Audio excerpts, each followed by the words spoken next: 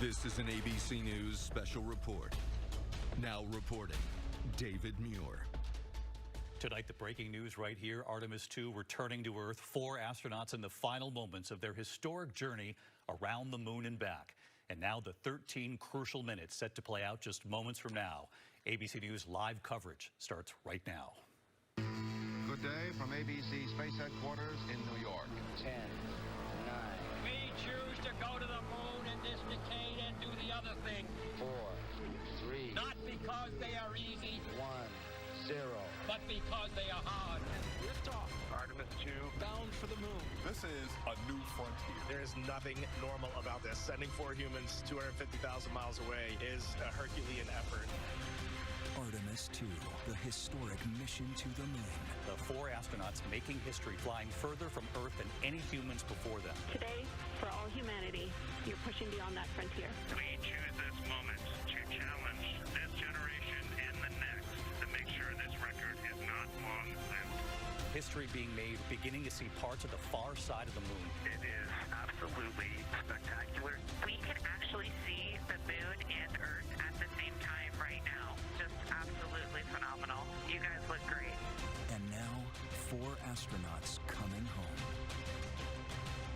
Reporting from ABC News headquarters in New York, David Muir. Those 4 heroes almost here. Good evening, everyone. We are coming back on the air tonight because at this very moment, the crew of Artemis II is in the final stages of this historic and truly inspiring journey from the Earth around the moon and back, the first human mission to the moon in more than 50 years. Take a live look at this hour. The crew will be traveling at roughly 24,000 miles per hour when they re-enter the Earth's atmosphere. That'll be at about 7:53 Eastern, so just about 20 minutes from now. Now, NASA is planning splashdown at about 8:07 Eastern time, right off the coast of Southern California near San Diego. We'll be listening to communications between Mission Control and the crew throughout the night here. Just moments from now, the 4 astronauts in the Orion capsule will detach from the service module, as it's called, which has provided propulsion and power, and then soon after, inside their own capsule, they will soon re-enter the Earth's atmosphere. Now, this mission, one for the history books already, liftoff, captivating people all over the world, right here in the U.S., of course. That rocket, taller than the Statue of Liberty from the top to the bottom, weighing nearly 6 million pounds when it blasted off from the Kennedy Space Center. This was just 10 days ago. The crew sending back spectacular images during their voyage around the far side of the moon, viewing parts of the lunar surface never before seen by human eyes. The Earth visible in the distance just below the moon's horizon there. The astronauts' emotional group hug, one of the many displays of their close bond and teamwork. And right now, it'll be up to NASA to complete the final hurdle to get them home back to their families. My family right here, our team here in Southern California, and right here in the studio with me to witness this final leg of this historic journey with all of you at home watching tonight. And so many of us have said this is something that has been such a wonderful break from everything else we've been watching on the news and taking in these historic images coming in from space. And as you can see there on the clock, 19 minutes to go. That is until re-entry. This is the separation you're looking right now. Let's listen. Service module separation. And a great view, albeit momentarily. Houston, good stuff on board. Houston copies and concurs. The European service module now separated from integrity. A job well done. Job well done. We like hearing those words. The separation of the module from the capsule still carrying the astronauts. That capsule now will have to be angled just right for re-entry into the Earth's atmosphere. And as I mentioned, going at about 24,000 miles per hour, it'll be tested, that heat shield, which we might see in some of these images being beamed back by the capsule and fed to us live by NASA at this hour. This feed will probably be going in and out like we've seen these last couple of moments. It'll face a real test. This is Mission Control, of course. The real test comes at about 7:53. That's the re-entry into the atmosphere facing blistering heat. Temperatures nearing 5,000 degrees Fahrenheit. We're talking about temperatures that we don't talk about unless we're talking about the surface of the sun. That's what that capsule will face. The heat shield will, of course, protect the astronauts. But I loved hearing job well done, the first part of this crucial phase, which they said would happen at about 7:33. And NASA keeps a tight clock going, right? Susan Kilrain with us here, former NASA astronaut, youngest person, one of only 3 women to pilot the space shuttle. Susan, you've been great for this entire 10-day journey, giving us sort of a window into this. You know, I've been listening to so many former astronauts, retired astronauts who have said, you know, the real nerves, the real anxiety is back here on Earth for the rest of us. Like the astronauts doing the work up there, they're just trying to get home. They're just doing their jobs, and they have trained for it for years, and so they're ready. They're strapped into their seats. They're ready. This is a momentous occasion. It all comes down to the reentry and those parachutes deploying on time and slowing them down so they can safely land in the water. So take us inside the capsule, the module, inside Orion right now. The visors come down. They have what are called essentially umbilicals that send in cool air, and they're fully aware of this real test that lies ahead here at 7:53, that intense heat. Take us inside the module. Do they sense any of that other than just simply the knowledge of what they're about to go through? Oh, they'll be able to see it. They'll be able to see it. It looks similar to if you're flying inside a fireball, and it gets so hot on the outside surfaces that you're seeing, you know, yellows and oranges and reds and even whites, which is, you know, the hottest. It's not really fire, it's more like friction, but the temperature, they'll be able to see it, and you're right, they will stay cool inside their spacesuits. And that will keep them at a reasonable temperature. They're also wearing their compression garments because they're going to start feeling the G-forces. And how long will they feel that for? You said they can actually feel the shaking of the capsule. They'll see it with their own eyes. How long does it last? The entire reentry is several minutes, and we will lose comm. We'll lose communications. The ground will not be able to talk to them, and they won't be able to talk to the ground during that time either. So it's the glorious time when you hear that they're back in communications after that reentry. Yeah, so don't be alarmed at home when we go into that 6 minutes of silence from the capsule. Let's take a look right now at Mission Control. Let's listen in.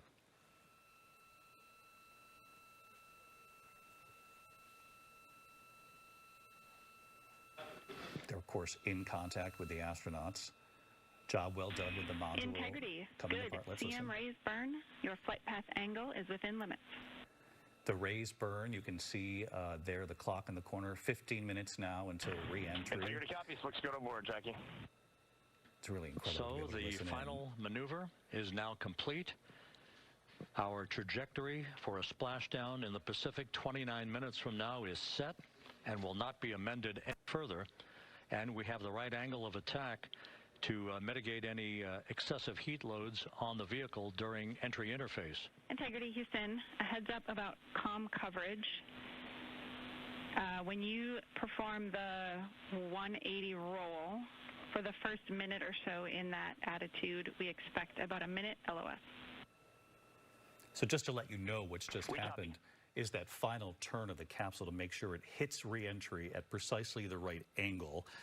To make sure that they deal with as little of the heat as possible, right? Essentially, they know they're going to hit 5,000 degrees Fahrenheit GO, but when they say that mission accomplished, at least in this part of the journey, that's the crucial moment where they do the final preparation of the angle with which they'll re-enter the Earth's atmosphere. The angle, and they want to separate the capsule from that service module. They want to give it enough separation so that they're not too close to each other as they both re-enter the atmosphere, because remember, they're both going to be hitting the Earth's atmosphere at that 5,000 degrees. And that is so crucial. That heat shield is so crucial. We've been talking about this being the most dangerous moment of the entire mission, and that's for a reason. But I should tell you, when we tested this back in 2022 with Artemis I, there were some issues with the protective coating, the thermal coating on that heat shield. There was some cracking that they found later on, but the capsule did survive, and that's what was critical. And in this case, in this entire mission, this Orion capsule has performed better than anyone expected.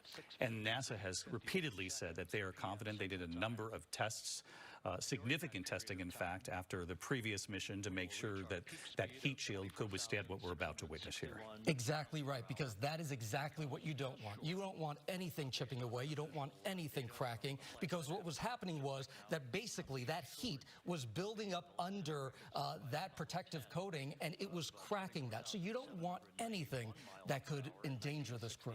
Susan, what do you make of the heat shield? The fact that we're going into this, we saw some of the tests the last time, NASA saying, and you're a part of NASA, and you know they work hard to make sure everything is absolutely foolproof as they go into these missions, as they are about to face this crucial test. That's right.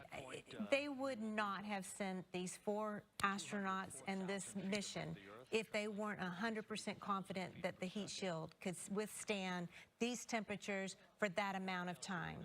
They changed the trajectory before. They shallowed it out so that they didn't get up to 5,000 degrees on Artemis I, but they were under the temperature for a very long time, longer than they're going to do today.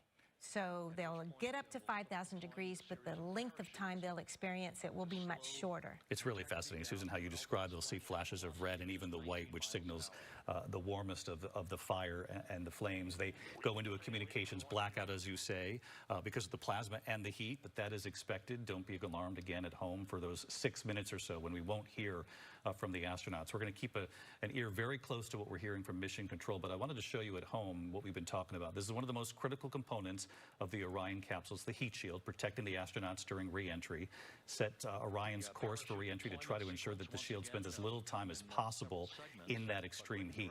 The heat shield is the only thing standing between the crew and, of course, the danger they face as they re-enter the Earth's atmosphere. So the Artemis II astronauts will re-enter the atmosphere at about 7:53 here. We have 11 minutes to go before we witness this moment. The capsule generating a tremendous amount of heat as the atmosphere slows down their spacecraft up to 5,000 degrees Fahrenheit. But as Susan said, that's a split moment. The numbers then begin to decrease almost immediately. But the astronauts are fully aware of the heat that they're facing. Even in the capsule, they'll see it. The heat shield here at the bottom of the crew capsule, you saw it there in the animation as you're looking at right now, but you saw the real thing just moments ago. It protects them from the heat. It spans about 16.5 feet in diameter. It's comprised of about 186 tiles or so fitted onto a titanium and composite frame. It's designed to burn off during re-entry to protect the astronauts, transferring the heat away from the spacecraft. And again, NASA has repeatedly said that they did a number of tests after the first Artemis mission to make sure that this heat shield was up to the task that we will witness here tonight. Let's listen back in Mission Control. The parachutes will ultimately slow Integrity down from its peak speed of almost 33 times the speed of sound to a gentle 19 miles an hour at splashdown. They're talking about the significant parachute system that they have in place, a series of parachutes, actually, that will begin to deploy. The vehicle is now currently in a roll to the proper attitude for entry interface. Our trajectory is right on according to flight dynamics. Trajectory right on, which means 10 minutes from now, we'll see that crucial re-entry followed by 13 minutes before splashdown. Those 13 minutes will include about 6 minutes when we will not be hearing from the astronauts themselves. That, again, is expected. That's because of the intense heat, the plasma that basically engulfs the capsule. Integrity is on a trajectory from southwest and northeast across the Pacific Ocean, descending at a rate of 15,000 feet per second. It's like co-anchoring with NASA, only you don't know when they're going to talk. So you just want to let them explain, because it's really fascinating. There is the path right there. And just so you know, there are a team of not only NASA employees, the NASA medical team, but also members of the U.S. Navy. The USS John Murtha is stationed near the splashdown zone. Navy divers will immediately race to that capsule. They will inspect it. They will put around the capsule basically an inflatable raft, if you will, that's called sort of the front porch, is what they've nicknamed it. They'll inspect the capsule itself. The EI roll 180 attitude. As they prepare for this crucial moment 8 minutes from now. Let's listen.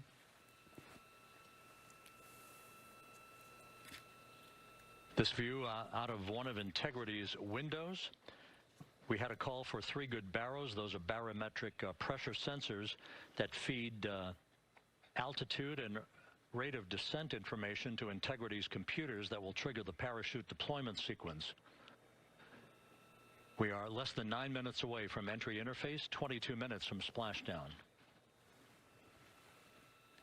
You're hearing the NASA reference to the timing here. They're talking about the splashdown, which of course is the moment we will all celebrate, the splashdown in the Pacific. The countdown that we have up in the corner of the screen is just really as a guide for all of you at home to know the steps of this.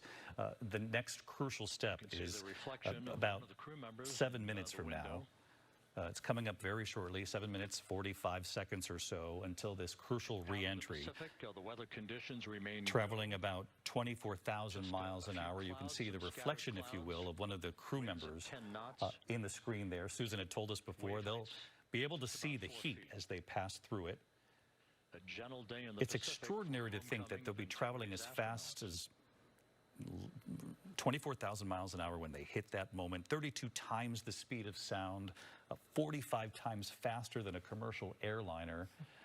Will Reeve is standing by live in Southern California, right there on the coast, the splashdown site not far from where Will is. And Will, the big question is, will we hear a sonic boom, which is expected sometime after 8 o'clock Eastern? That's right, David. Good evening to you here on the beach in Coronado, right around the San Diego area. Just miles out that way is where we are expecting splashdown, and we're told that in about 20 or so minutes we will possibly hear a sonic boom. That is the capsule making its arrival very well heard around here as it plummets to Earth. And I keep thinking about the fact that these astronauts are going in, re-entering Earth's atmosphere head first at 4 Gs. That's like going on a roller coaster from 400,000 feet in the air head first toward the ocean. That is what they will be dealing with, and we will hear the sonic boom, and that will be the announcement of the Orion making its presence known here, and then the rest of the recovery operations hopefully will go underway smoothly. We're all hoping for that. Will, stay tuned with us for the coverage. We've been listening into Mission Control. They say the configuration for re-entry has been achieved. One more sign that they believe that they are, in fact, for this re-entry, which is now just 5 minutes, just under 6 minutes from now. No action required. I want to bring in Leslie Lopez, meteorologist. Many of you watching in the West at this hour are very familiar with Leslie from her work on KABC. She has joined ABC News, the network now, as a meteorologist. And so what a night to join us, Leslie. What a moment of history to witness. And I'm glad you're part of the team and here to witness this with us. And the weather, I'm glad about that too. What are you seeing? Thank you. Oh, fabulous. David, thank you so much. That was a really wonderful, warm welcome. It's great to be here on the West Coast. It's a beautiful day. You'll notice, though, the wind is going, and that is one of the criteria for re-entry for the recovery. So let's talk about what this is all looking like as far as the weather picture is concerned, and do we have all the criteria that will make this a successful splashdown? Right now, the recovery criteria, you're looking at it, wave height under 6 feet. Yes, we have that. Winds, they are right around 10 miles per hour at the moment. They need to be under 28, so we're good. That's a go. Also looking at visibility and cloud coverage. Now, we do have a cloud layer. If you know anything about San Diego, that coastal eddy, that's that cloud layer that banks up against the coastline. That is going to be there. However, the good news is you're going to see the cloud ceiling. That's from the ocean up to the bottom of that cloud. There's enough room there for that recovery effort from an aerial standpoint to still continue. So that continues to be a go. But there will be a period where we won't see the vessel coming through a layer of clouds, and then it'll reappear, and hopefully that's going to be great, and we're going to get all the aerial support needed. And then, of course, there's vessels in the ocean getting ready for that. There is a storm I do want to mention that is just to the north into Northern California, Central California. Timing couldn't be better. That doesn't arrive till tomorrow. So again, this is all looking very successful and positive as far as the weather picture is concerned for the splashdown. David. All right, 3 minutes, 55 seconds left until re-entry. Leslie Lopez, ABC News meteorologist, telling us essentially that the weather is cooperating significantly here. A number of factors around the splash zone, but not the zone itself, which is really encouraging to hear. Mission Control saying just moments ago that it will be, as we were saying earlier, a true 6 minutes of silence from these astronauts when they re-enter the atmosphere in about 3.5 minutes from now. Susan, as those astronauts like to say, they're just doing the work, but are you feeling the nerves right now? Yeah, I mean, I like to think of how the families are feeling. Yeah. The families are probably extremely nervous, and I get that. I mean, I understand that. They are going, I mean, we're looking for 3 things to happen perfectly. The attitude is set. They have to maintain that attitude. The heat shield has to hold, and the parachutes have to do their job. And those families aren't going to be happy until their loved ones are on that Navy ship. That is completely understandable. In fact, we've kept sort of an arm's length from the families. I know they're very proud of their loved ones, but they want to see them home before they then tell us about what this has been like. And we get that, as you understand firsthand. Let's listen in, because we're just about 2 minutes away. Let's listen to Mission Control. 3 minutes from entry interface.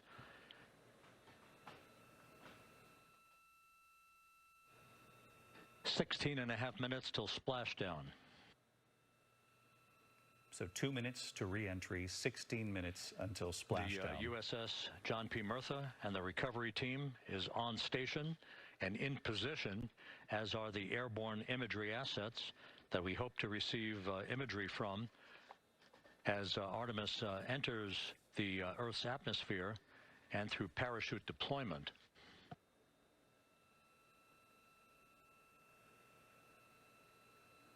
And Susan, take us inside NASA right now, because they too have spoken often about the tension, the anxiety, the concern that they feel. You know, they're doing their jobs too, but they feel it back at Mission Control. Absolutely. They're on the world stage. And I used to sit at the Capcom desk for shuttle launches and re-entries. And yeah, it's a nervous time. But everybody is hyper-focused on their particular job. No issues with the crew. And the weather at the splashdown site is go. NASA confirming what we heard from Leslie there in Southern California, that the weather is a go. Something they have watched for days, these weather systems and the patterns.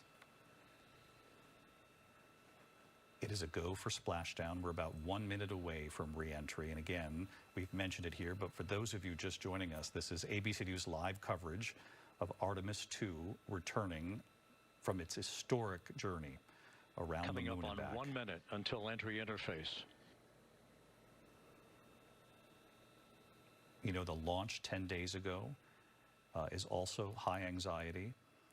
But after that moment, getting through this historic journey, the next major test is the one about 30 seconds away now, the re-entry into the Earth's atmosphere, 24,000 miles per hour, facing... Mark 1 minute until entry interface. 1 minute, they're saying. We can take our countdown down now. We'll listen into the expected NASA start of our 6-minute blackout. For this critical moment. Let's listen. Integrity, 1 minute to a 6-minute blackout. Integrity.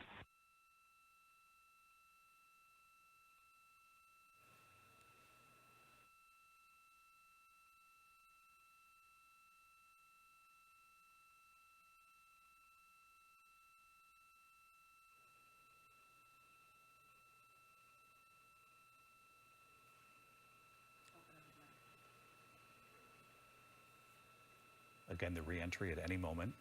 We will not be hearing from the astronauts on integrity. 10 seconds till entry interface.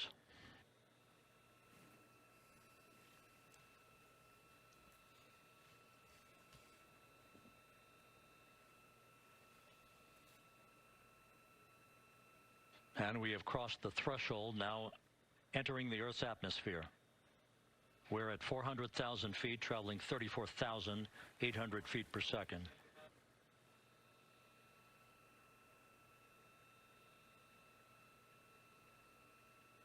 Time to splash down, 13 minutes, 10 seconds.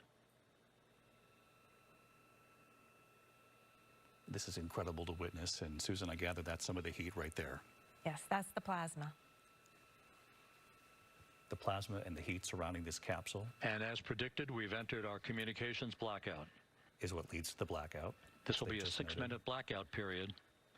No voice, no data from the crew. No voice, no data from the crew, as we're hearing from NASA right now. Dr. Hakeem Oluseyi, an astrophysicist, science educator, has been with us for our coverage these last 10 days. And Hakeem, you've been great throughout. This is one of the most anxious times of the entire journey. This is the true test of our trajectory. Absolutely it is. I am sitting on the edge of my seat just like the rest of you, waiting to see these parachutes deploy and a safe splashdown. Aircraft in the vicinity of the splashdown. Let's listen back into NASA, and again, they'll let us know in about 5 minutes now if they have regained communication with those 4 astronauts. As it enters the period of peak heating in the Earth's atmosphere, the first tug of gravity being felt by Integrity's astronauts since their launch back on April 1st.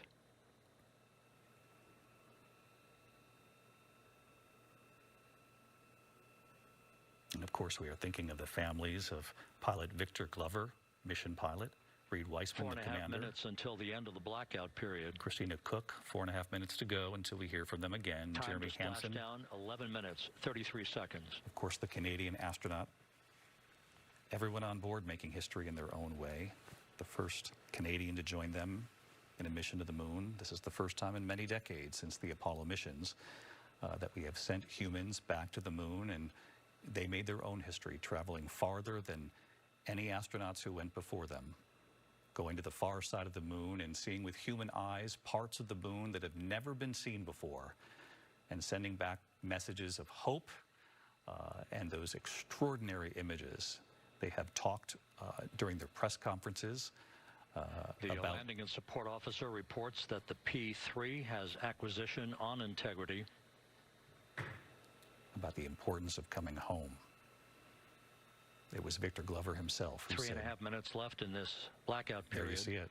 This is a visualization. Oh, visualization. So this is similar to the simulations we showed you earlier, only this one is from NASA. Let's listen. Repelling of that heat on Integrity's heat shield.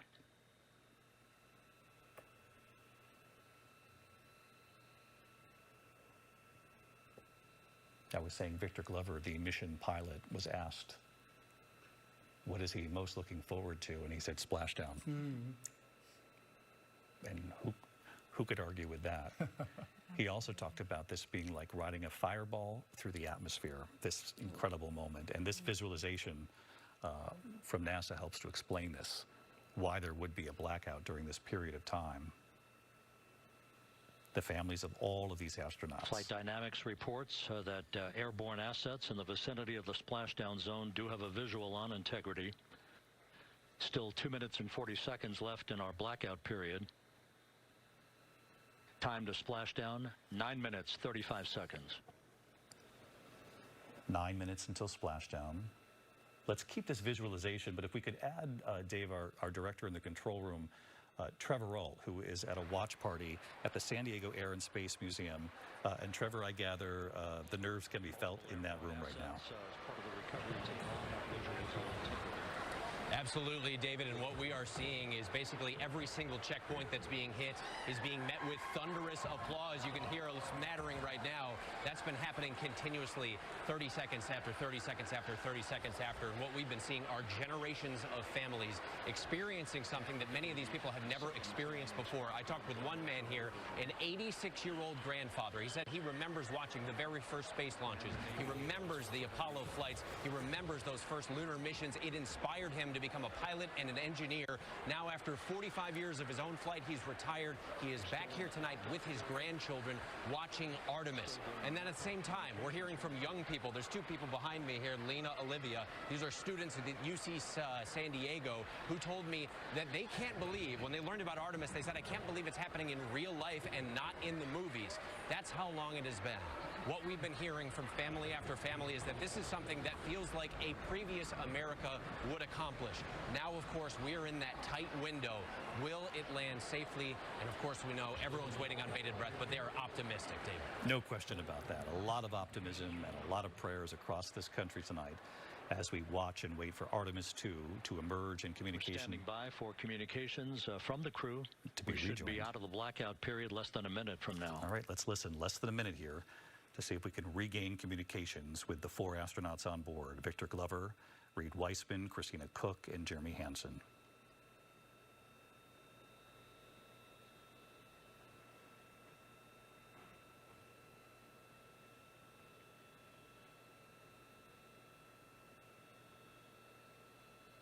We are now processing data from Integrity. Which is a very good sign, right, Susan, that they are getting data. No communications yet with the astronauts, but they are receiving transmission from Integrity. Well, this is great news. Landing and support officer reports the small boats are en route to the splashdown target zone. The vessels carrying the divers, members of the U.S. Navy standing by to race to that splashdown zone.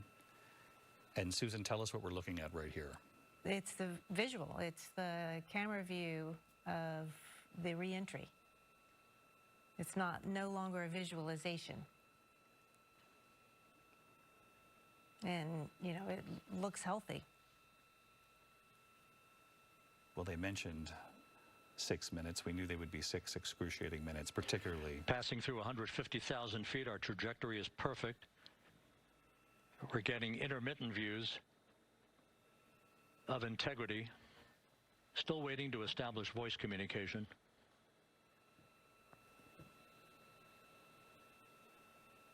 Integrity, Houston, comm check, post-blackout. Houston, Integrity, we have you loud and clear. Incredible. Your trajectory is nominal, and your recovery teams have visual. So there you have it. Guys, looks good. Artemis II responding No action for the enabled internal camera controller fail. to mission control. Big cheers from the viewing room here in Mission Control as voice communication reestablished with Commander Reed Wiseman. For America and a waiting world, Integrity is 5.5 minutes away from coming home. Well, it's not often when you sit here at the anchor desk when you feel chills.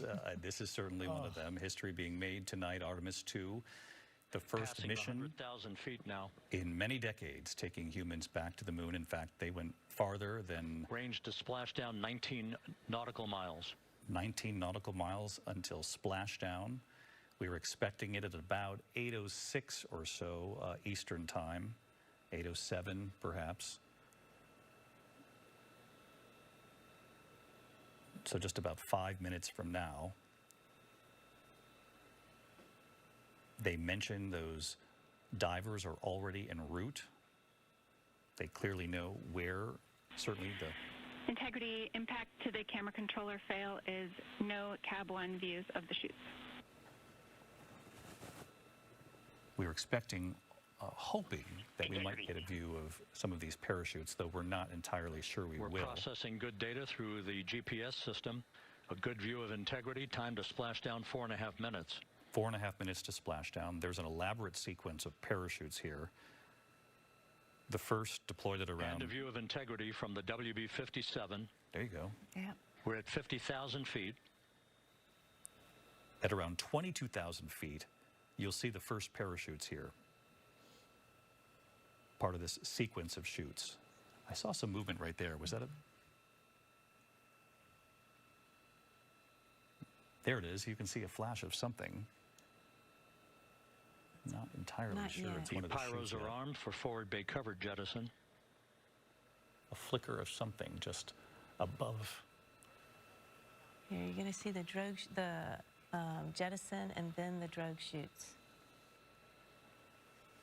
And they deploy at about 22,000 feet, right, Susan? And they're the first ones to come out. Yeah. There they are. There they are. There they are right there. And then there there go the first series of other ones parachutes. right away. And we're on drogues. And Houston, we're visual 2 drogues out the window. Yep. The drogue. Those parachutes right there will slow the spacecraft to about 200 drogue miles an chutes. hour. Next up, We copy. We see them. the deployment of pilot parachutes that will pull the main chutes out. Time to splash down 3 minutes and 10 seconds. Well, it's just incredible to think 4 human beings inside that capsule, right? Who have just seen the far side of the moon and come back to tell us about it. And what a bond we've witnessed from them. The hug, Perfect descent rate according to flight dynamics. Good rates on 2 drogues. the symbol of the heart in their We keep photograph the same on board. that they sent back. And they named one of the craters in the moon that they discovered themselves after Reed Wiseman's late wife, Carol. She died in 2020 of cancer. They'd been together for decades. And one of his fellow astronauts Passing through 10,000 feet. spoke of the moment. Still on drogues. because Reed couldn't say it himself, though he was moved, certainly, that the astronauts decided, let's name it after your late wife, Carol. So many stories they'll share with us. There's the second set right there. Main chute deploy. We're at 5,000 feet.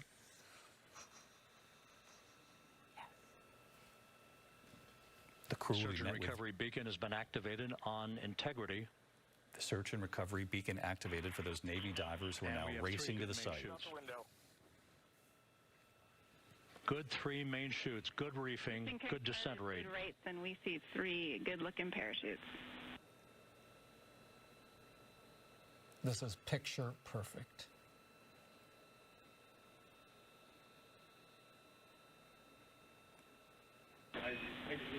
Integrity, cabin pressure indicates no need for hydrazine checks. Integrity copies.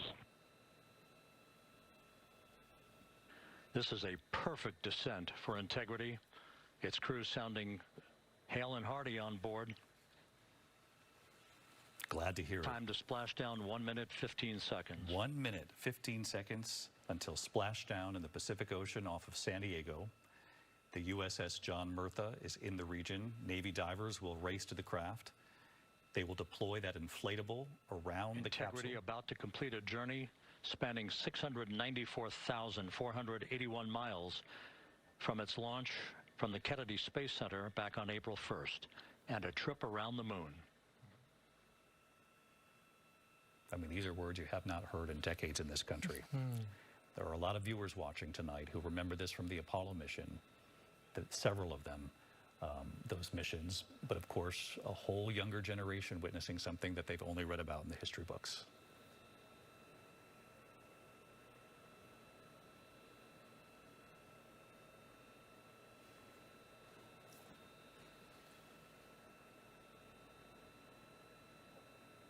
A little flash there at the capsule.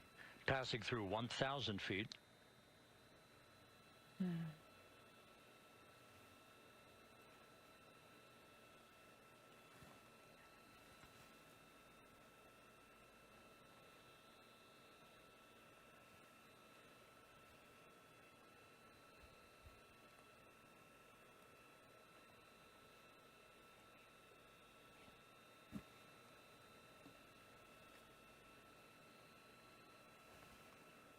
Those 3 parachutes, of course, the end of that sequence, and certainly the ones that are doing most of the work in trying to slow this capsule, slow Integrity down to about 20 miles per hour. There's the splashdown. Splashdown confirmed. Copy splashdown, waiting on VLDR.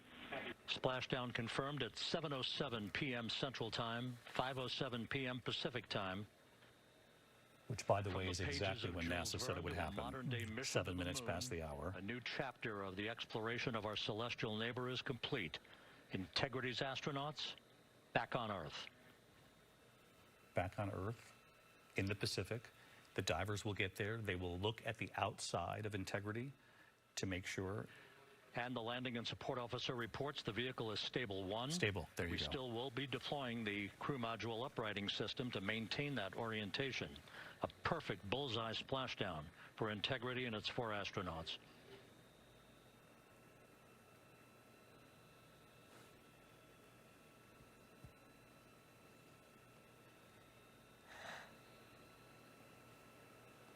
We can breathe. We can. We just want to see them now, right? And they will get to the craft, the divers, and as I was mentioning earlier, I just don't like to talk over NASA because they're so fascinating. I'm having fun listening in on them as well. But they will check the exterior of the capsule to make sure that there isn't any significant damage, to make sure it's safe to open the latch. The unofficial splashdown time, 7:07 and 47 seconds p.m. Central Time. We'll get that refined for you. Well, now they're just showing off. They tell us it's exactly when we said it would happen. 31 minutes, 35 seconds.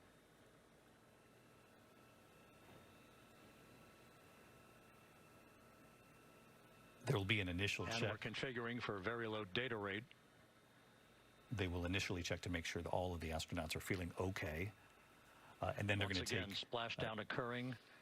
in the Pacific, southwest of San Diego at 7:07 and 47 seconds p.m. Integrity Houston, comm check on VLDR.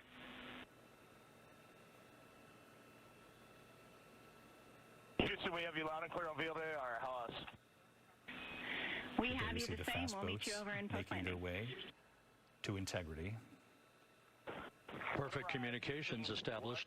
We are told this is the first time that the U.S. Navy has teamed up with NASA to get to the crew on board, those 4 astronauts. Houston copies all.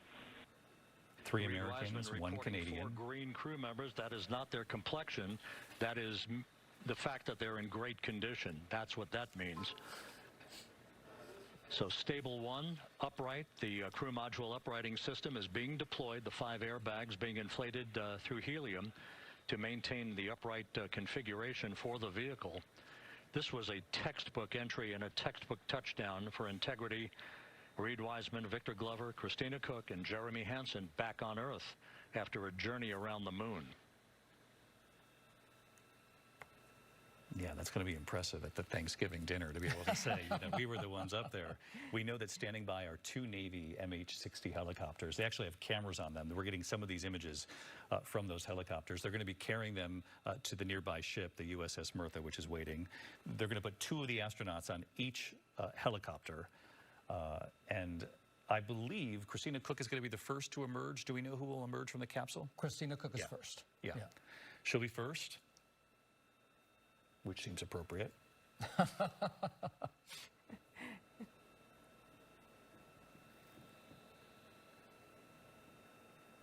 And Susan, you know all too well the relief, the sighs from these families waiting to see their loved ones. We continue to monitor. I imagine there were tears from all of them, every one of them, tears of joy, of relief, of happiness.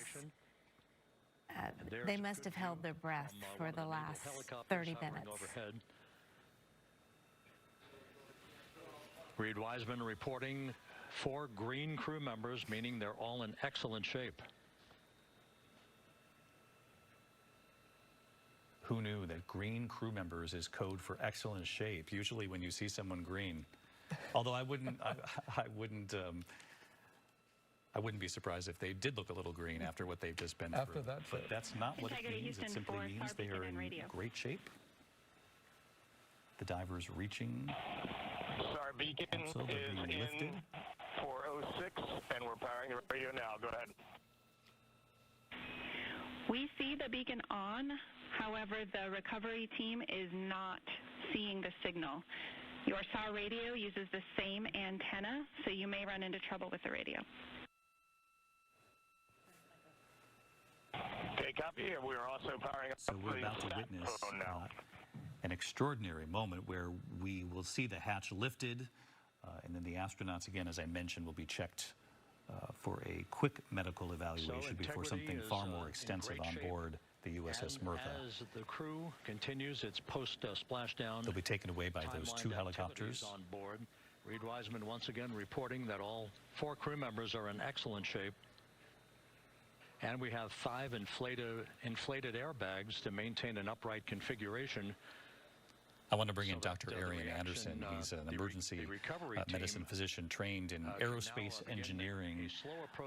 You would know better than us that when you hear they're green, which means they're in excellent health, and we're hearing from the commander, Reed Wiseman, who's in the capsule, who says the rest of the 3 are in perfect health. That's got to be great news for you to hear too, Dr. Anderson. After a thorough systems yeah, that's as good as it gets, and that's kind of the first evaluation of the astronaut crew. Is they all kind of look left and right, give each other the thumbs up, and when the first recovery team gets there and takes a look in the hatch, they kind of do the similar and make sure that everybody's feeling okay before, you're right, they go on to do more extensive medical evaluation and even a little bit of research testing as soon as they get their feet on solid ground again. They'll be given the opportunity to stay at a hotel in San Diego if they just want a little time to readjust before being taken to Houston. But Dr. Anderson, I gather they'll go straight to Houston. Look what they've just been through. Yeah, I think they're probably eager first to see their families. eager to, I think, greet the people of the world and just celebrate this exciting journey we've all been on. Cody Page also with us here tonight, National Geographic Explorer, professor of mechanical engineering at Columbia, and the former director of MIT Space Exploration Initiative. And Cody, I know you have studied all too well the reentry and the stakes, and knowing that heat shield, the job it had to perform, and we have witnessed history tonight. It did exactly as NASA was hoping. Some trouble with the SARSAT phone on board, but that's not an issue. What is more important is Cody, can you hear me? The vehicle is solid. Yes, yeah. It's honestly, sorry, I was listening to NASA there. It's been, the whole mission, I feel like, has just been incredible, that it's been exactly how it's supposed to be. So the way that heat shield worked and the parachutes deployed and everything, the timing, it's a testament to exactly how perfectly NASA plans these things. It's so exciting. It really is. Cody, thanks so much. Dr. Oluseyi also still with us. The anxiety gone? We wanted to check back in with you and make sure you're breathing okay. Oh, man, I had a huge sigh of relief when I saw that third parachute that looked like it was having a little trouble fully deploy, right? And now they've made it safely. It's really incredible news. Now we just wait to see the divers get to the capsule and open the hatch. Hakeem, thanks so much. Asa Stahl, also with us, science editor from the Planetary Society. Integrity, Houston did not call. The history that's been made right here tonight with generations watching. And as I mentioned earlier, so many of our viewers remember the Apollo missions, but there are so many others who have not witnessed something quite like this before. Yeah, this was truly spectacular. I mean, I didn't realize I was holding my breath, but I was at the launch and it felt... Sorry, just... Yeah, we can hear you. Please go. Yeah, you're doing just fine. Just also hearing the NASA broadcast. Yeah, it was at the launch just as almost surreal to see that we actually did it. It worked. And it was just so inspiring to see this is what we're capable of if we only try, if we make the investment in ourselves and in NASA. So I think a lot of people, millions of people around the world are seeing this and feeling inspired and ready to celebrate. And Asa, take us through these next few steps, because this really was the first step in what could be an extraordinary next couple of years here. The next Artemis mission will do some additional testing, and then the one that follows could be the one that actually lands on the moon. That's exactly right. And I tell you, after watching this, I can't wait for the next one. 2026 or 2027 could not come soon enough. That's when Artemis II will happen. As you just said, that's going to be another crewed flight test, but it's not going to go to the moon and back like Artemis II has. It's going to test out the spacecraft and docking procedures in orbit around Earth. And then Artemis IV, if all goes well, will happen in 2028, and that will be the actual lunar landing mission. And then it's hopefully off to the races. And NASA's Asa, we trying to know do that this every 6 months. And we know that 2 astronauts will be on board that mission to land. Yes, that's right. Really just incredible. And good for you for being at the launch as well, remembering both ends of this extraordinary journey. 15 minutes. Let's listen into mission control. Power down delay.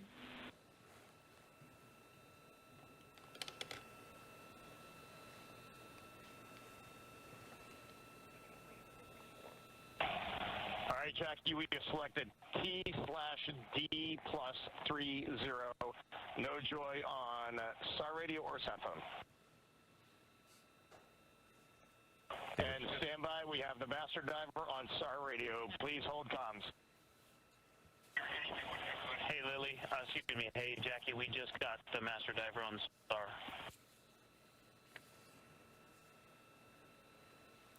(8:22) was the timing that NASA had said there would be a capsule power down, is what they call it.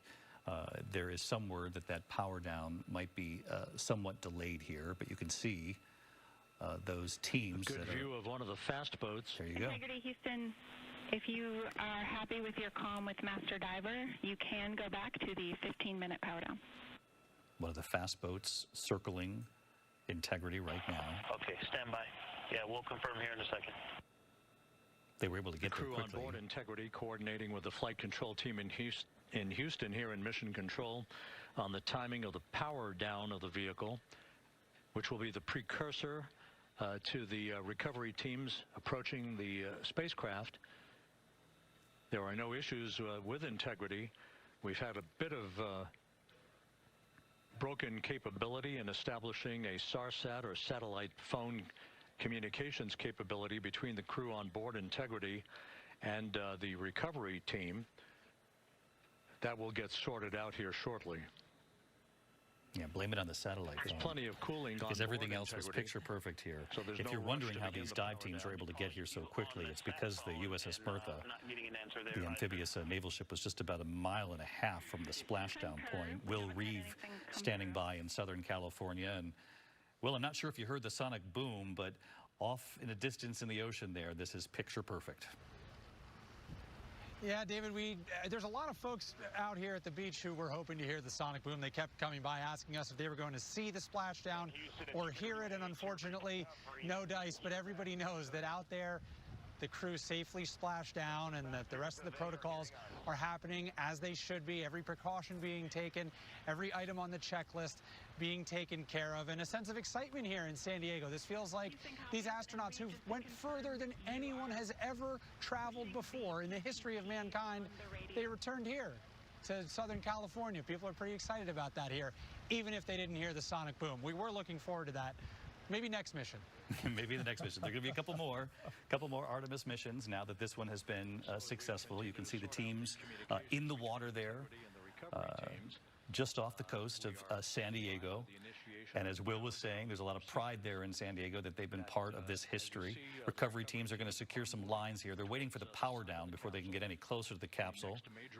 Delayed, NASA says, because of some issues with the satellite communication. Called the front porch. That will be the port of call for the crew as they're being extracted one by one from the vehicle. You heard him mention the front porch that I had mentioned earlier. That's the inflatable, nicknamed front porch because they'll step out onto their porch. They've earned that moment. Integrity Houston for sat phone. We are going to attempt to call you. Good idea, standing by. And Jackie, yes, we are pushing the push to talk, the two buttons on the left side of the radio below the up-down arrows. We are utilizing them. I'm rebooting the radio to see if we get good comms. Okay, we copy all, and just to confirm, you are seeing that you are touchdown plus 3030 for power, correct? Well, that's affirmative. NASA astronauts, they're just like us, rebooting the satellite phone to try to regain communication here before they can power down, Susan. And that's then the moment when the divers can really move in. Right. It's like the power cycle that you do at home when your Wi-Fi isn't working, you know. It's the same sort of thing, but, you know, to have come this far and everything work well, and this is the thing that is delaying them getting out of the capsule is almost comical. But I remember in the Apollo days, it was the same.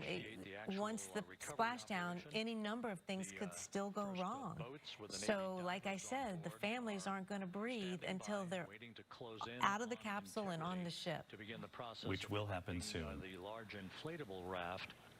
The inflatable raft. The front porch. The front porch he's talking about. Will be where the astronauts are extracted from, so that they can have a few minutes to get their land legs back before they're hoisted aboard the Navy helicopters for the flight back to the deck of the USS John P. Murtha. And Gio, you were lucky enough to talk to the astronauts at the very beginning of their journey. I was the first, David. I realized that later on. 20,000 miles away they were, and we were able to speak with them, and it was remarkable because I remember speaking with Victor Glover and saying to him, you know, with so much division that we see in this country, what do you see when you look down on planet Earth? And he said, I see one. I see one humanity. And then there was that reminder that he had just before they lost communications the first time as they went around the moon, when he repeated those words from Jesus, when he said the greatest commandment is to love one another. And then we had that blackout behind the moon. It was remarkable to hear those really human stories. No question about that. And you know, these astronauts seem fully aware of you know, the times that we're in and sort of the political divide and all of the stuff that we also take in on a daily basis. And they knew that what they were doing was hopefully achieving sort of making history in their journey to the moon and back, and they certainly have done that. And they were, in this most recent press conference that they did on the eve of their return, very clear that while we have enjoyed these images and seen those moments where there was real camaraderie, I mean, the brothers and sister on that capsule in embracing one another, but most importantly, they wanted to be able to bring all of this back. They said they had so much more to do with what they had discovered while in space, what they had seen on the far side of the moon. Is there any chance to tie us into NRD? We know these teams will conduct a quick hazard assessment in the water before actually opening the hatch as well. There you see one of those MH-30 helicopters, MH-60 copters, which will transport the astronauts from the raft right back to the USS John Murtha, which is only about 1.5 miles from the Splashdown site. We know in the first helicopter, mission specialist Christina Cook, pilot Victor Glover. Victor, of course, is the one who said it's like riding a fireball through the atmosphere, and they have landed now in the Pacific. For the establishment of communications between Integrity and the recovery team that is basically standing by very close to the spacecraft. We're going to go to the deck of the USS John P. Murtha, where Megan Cruz is standing by with Administrator Jared Isaacman. The second helicopter will carry mission specialist Jeremy Hansen. Of course, the Canadian on board who made history as well, and Commander Reed Weissman. And Commander Weissman is the one who lost his wife, Carol. And it was that team in space together who decided, let's name one of the craters we've discovered and seen with our own eyes after Carol. I'm honestly, I'm still at a loss for words. I mean, you know, like the childhood Jared right now can't believe what I just saw. I mean, almost been waiting my whole lifetime to see this, and then as NASA administrator, I just couldn't be more proud of the entire workforce, the years, the effort, the late nights, all the hard work from across the country that contributed to this incredible moment right now. And yeah, incredibly grateful too for our teams here on the John P. Murtha right now. Yeah, look at the behind us here. Got everybody. Hey, what do you guys think? We just brought some astronauts back from the moon, huh? Unbelievable.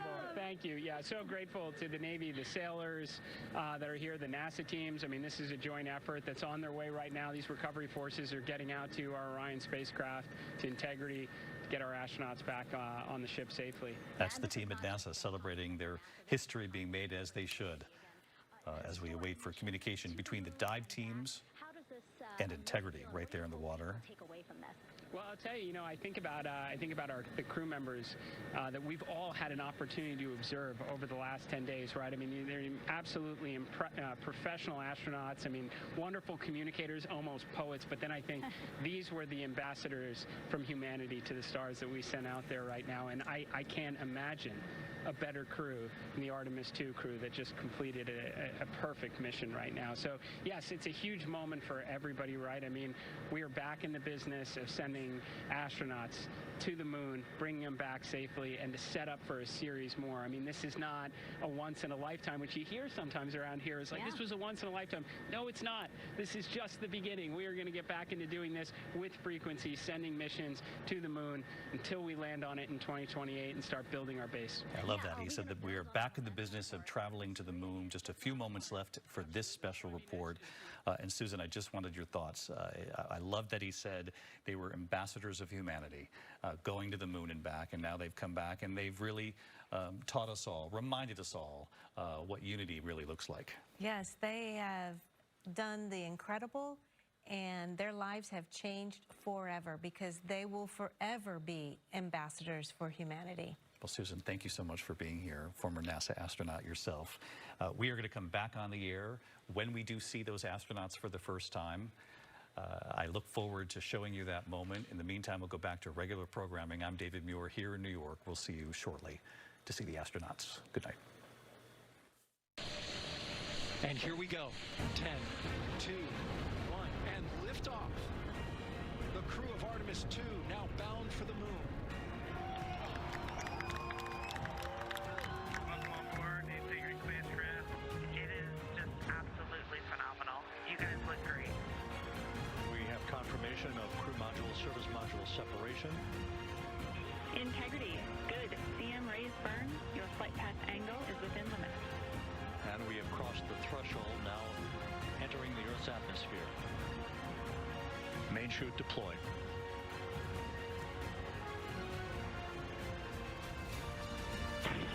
Integrity, splashdown, sending post-landing command now. 4 green crew members are all in excellent shape. This has been an ABC News special. Artemis II, coming home.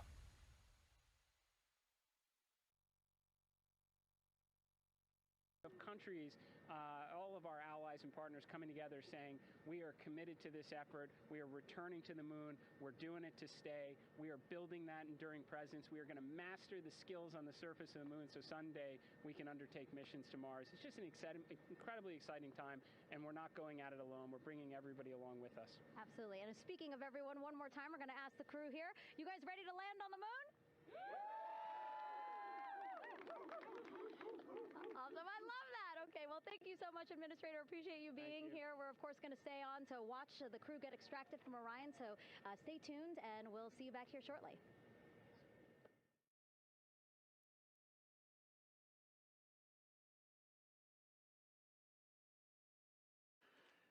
Thank you, Megan, and thank you, Administrator Isaacman. We are in the process of working to establish that communications link and to establish the procedures that will lead to the power down of the spacecraft, which is gently bobbing in the Pacific following a bullseye touchdown that occurred at 7:07 p.m. Central Time, 5:07 p.m. Pacific Time, 2.5 hours before sunset in the Pacific southwest of San Diego. We have once again heard from the crew during that interview opportunity with the administrator, and we have 4 healthy crew members on board.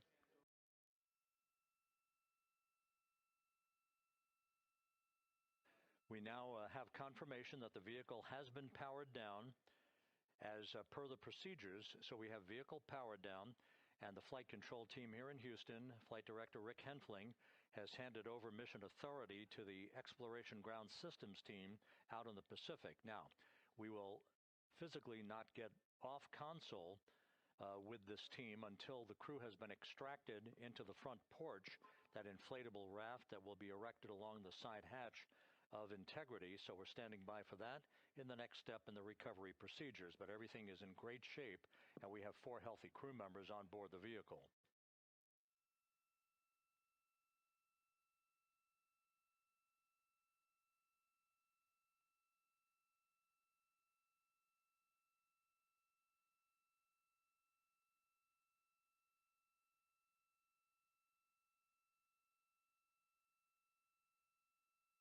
All of the entry events went by the book, no issues, perfect trajectory for Integrity that was culminated with one final raise burn to improve the angle of attack for the vehicle as it entered the Earth's atmosphere. All of that flight dynamics computation worked like a charm.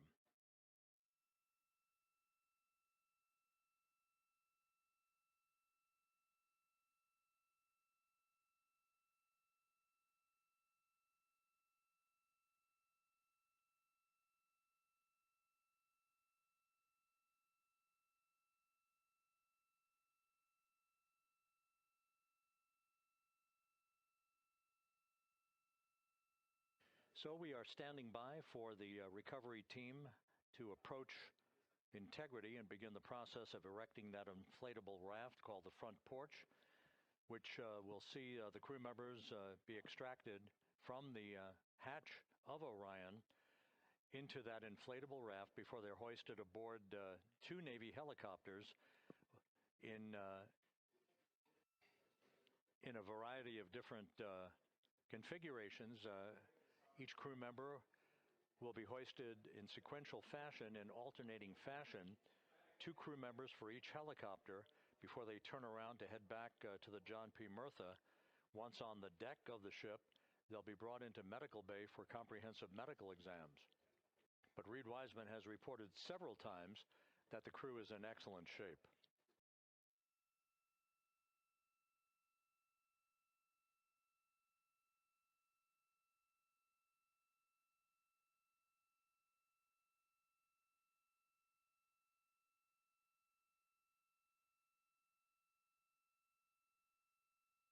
So just to recap, it has been some 26.5 minutes since the splashdown of integrity in the Pacific.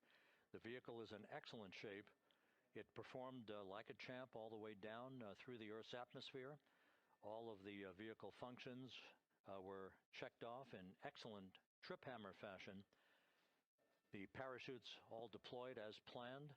Splashdown occurring at 7:07 p.m. Central Time, 5:07 p.m. Pacific Time.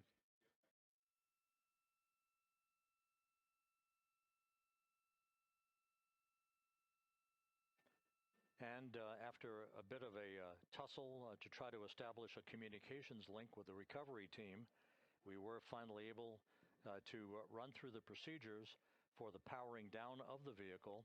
We've handed over mission authority to the Exploration Ground Systems folks out in the Pacific, and the recovery team will be approaching the vehicle shortly to erect the inflatable raft called the front porch before opening the hatch to integrity to bring the crew members onto that raft before they're hoisted onto 2 Navy helicopters, 2 crew members for each helicopter, before they're flown back to the deck of the USS John P. Murtha.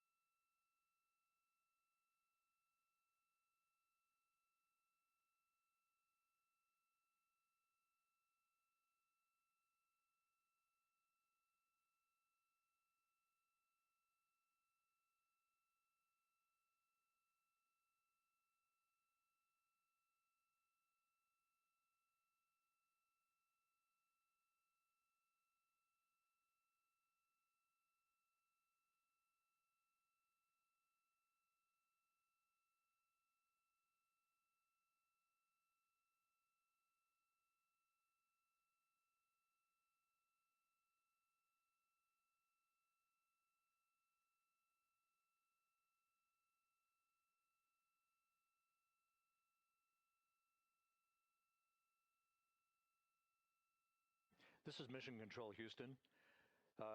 After talking to the flight dynamics folks, we have a bit of a refinement on the splashdown time for you.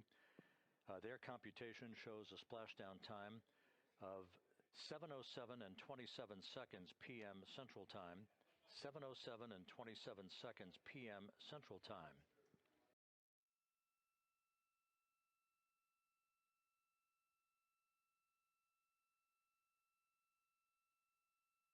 That would equate to a mission elapsed time of 9 days, 1 hour, 32 minutes, and 15 seconds.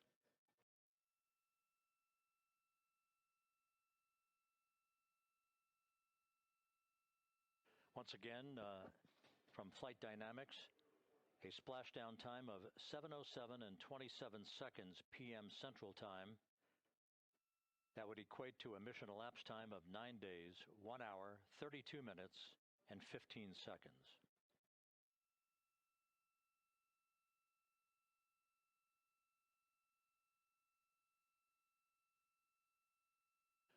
Reports from the Pacific indicate that the recovery team in communications with the crew aboard Integrity, that the crew remains in excellent shape as they await the approach of the team for a final hazard gas evaluation before they move to the side of the vehicle to erect the inflatable life raft called the front porch.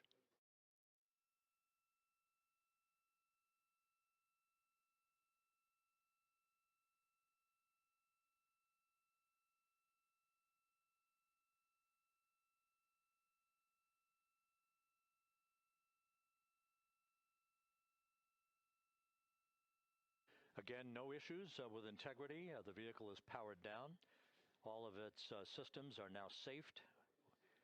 We have handed over mission authority to the Exploration Ground Systems folks in the Pacific, but we will not stand down and have the entry flight control team depart its positions until that inflatable raft, the front porch, is erected, the hatch open, and the crew having exited the vehicle. So that's the next step in the recovery process that will lead to the hoisting of the crew members. For 2 crew members for each helicopter, they'll be hoisted to a pair of Navy helicopters that will then fly a short distance back to the USS John P. Murtha. What you're looking at is one of the fast boats circling the vehicle to make a hazard assessment.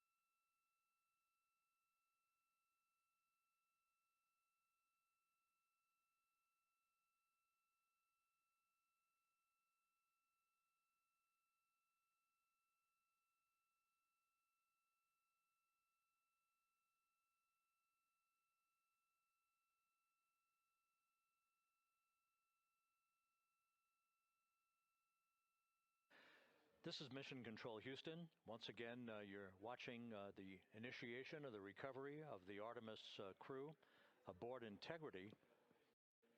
All of the Navy divers and the fast boats are now approaching the spacecraft after conducting a hazard assessment. The vehicle has been powered down. Entry Flight Director Rick Henfling now waiting for the life raft, the front porch, to be erected along the side of the vehicle so that the hatch can be opened and the crew members extracted from Integrity, soon to be hoisted one by one into a pair of Navy helicopters for a short flight back to the deck of the USS John P. Murtha. If you missed it earlier, we talked to Flight Dynamics and received a more official touchdown time or splashdown time, as it were, of 7:07 and 27 seconds p.m. Central Time, 5:07 and 27 seconds p.m. Pacific Time. That would equate to a mission elapsed time of 9 days, 1 hour, 32 minutes, and 15 seconds.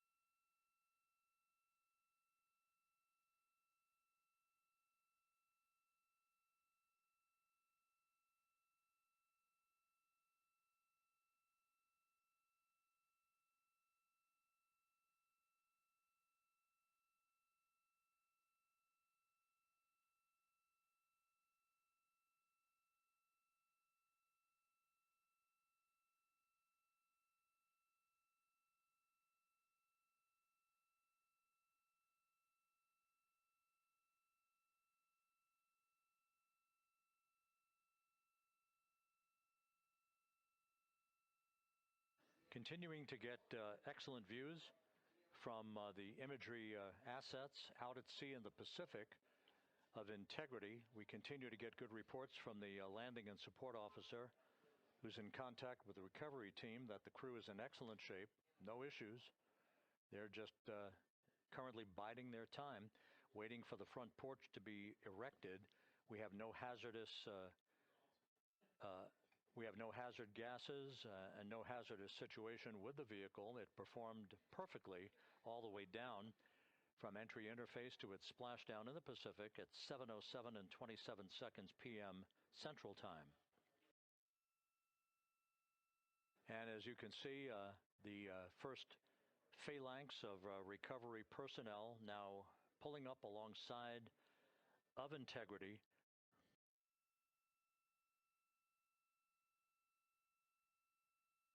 This includes Navy divers and Navy flight surgeon and other recovery personnel who have trained for several years for this recovery process.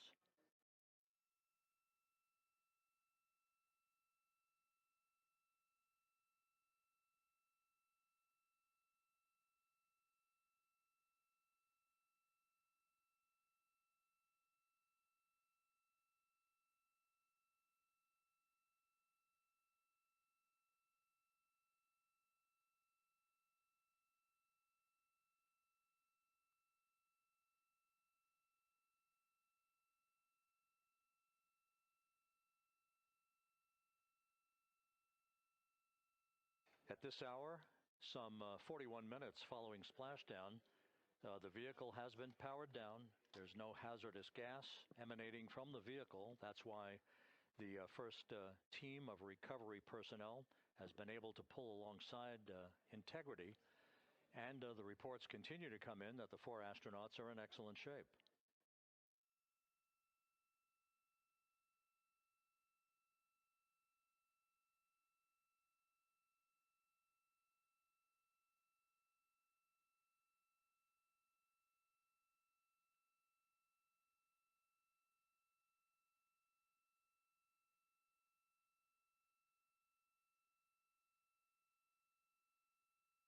Yes.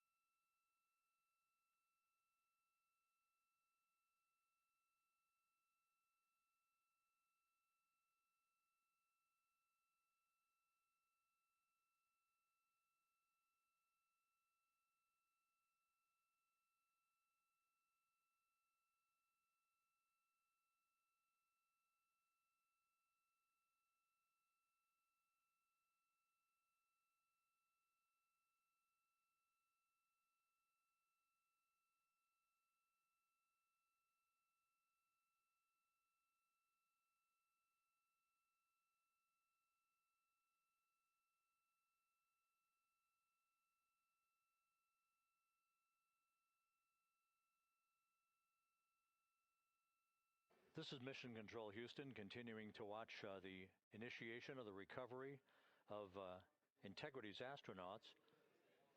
One by one, they'll be brought out of the spacecraft onto a large inflatable raft just a short time from now. In the meantime, we can go back to the USS John P. Murtha, where my colleague Megan Cruz is standing by to provide her situation report. Megan, can you hear us?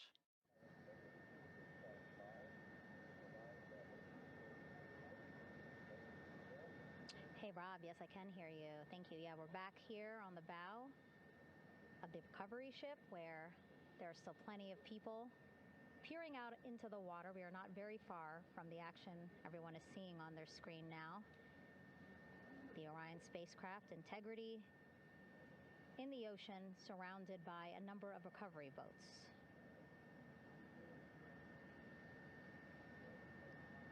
As Rob has been saying, in those recovery boats, NASA and Navy personnel specifically trained to get the astronauts out of Orion.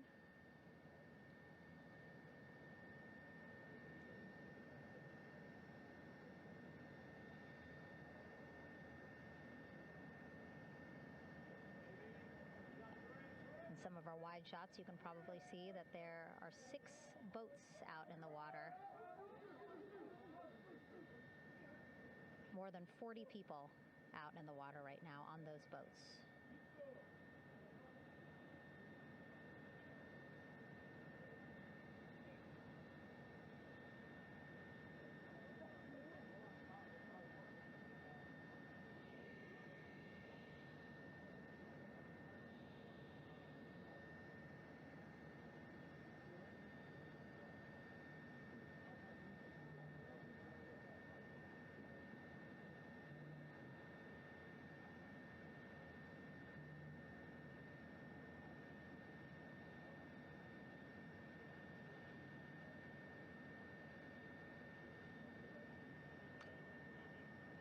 First order of business is to set up the front porch and the stabilization collar. You might also hear it referred to as a stab collar.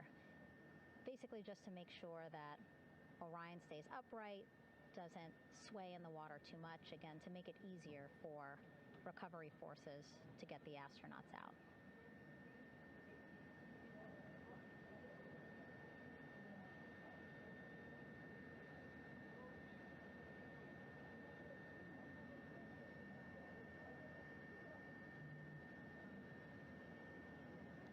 again, we splashed down in the Pacific Ocean just after 5 p.m. Pacific time here. It's a requirement by NASA to be able to get the crew out of Orion within 2 hours of splashdown. So doing great on time so far. Plenty of time. No rush either. I was speaking to NASA flight surgeon Rick Schuring earlier in this broadcast, and he said to me, no rush to get the crew out. Just want to make sure that they're feeling good, and whenever they're ready to take their step out of Orion and onto that large raft, the front porch, folks will be ready.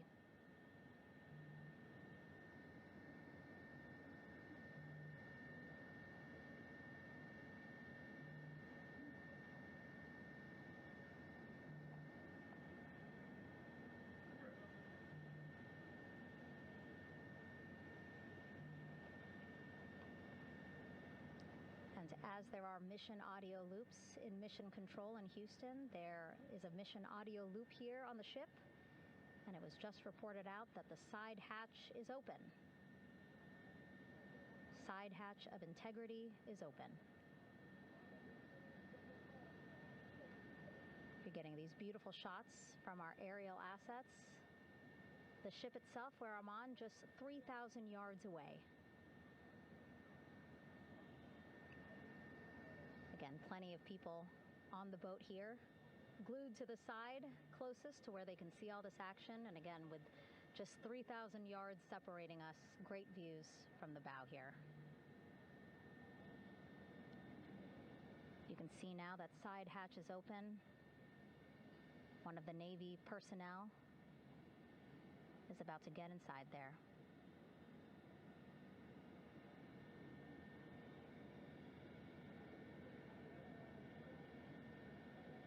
In they go. In total, 4 will go into Orion. So it'll be a little bit of a tight squeeze, but the goal is to have a recovery personnel with each astronaut assessing them.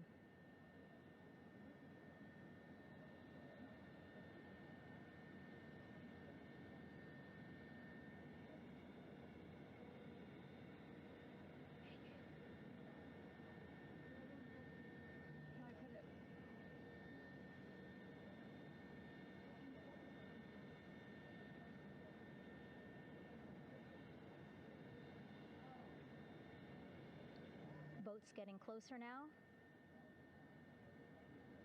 Again, that one that's right up against Orion, those are the divers that will go in to the spacecraft to check on each of the astronauts.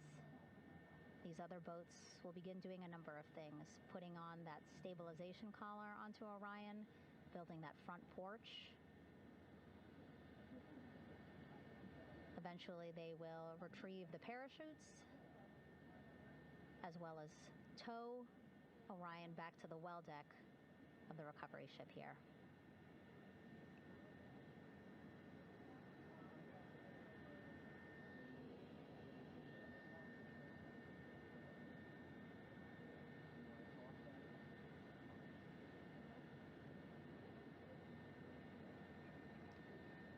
And so as we wait for the Navy and NASA personnel to get their assessment of the crew inside of Orion, why don't we toss it back to Rob for an update? Yeah, thank you, Megan. Here in Mission Control, Flight Director Rick Henfling and the entry team of flight controllers still on duty. The vehicle has been powered down for some time now.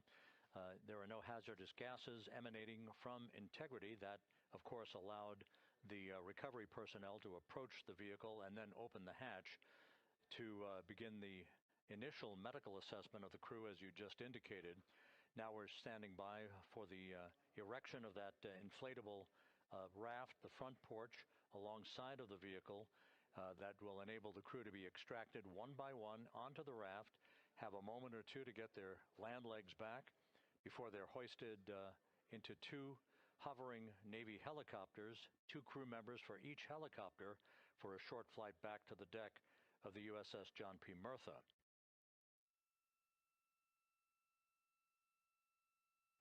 All of Integrity's systems operated flawlessly throughout the course of the approach to the Earth, the entry into the Earth's atmosphere, and all of the key milestones that followed in this high-speed return to Earth for integrity.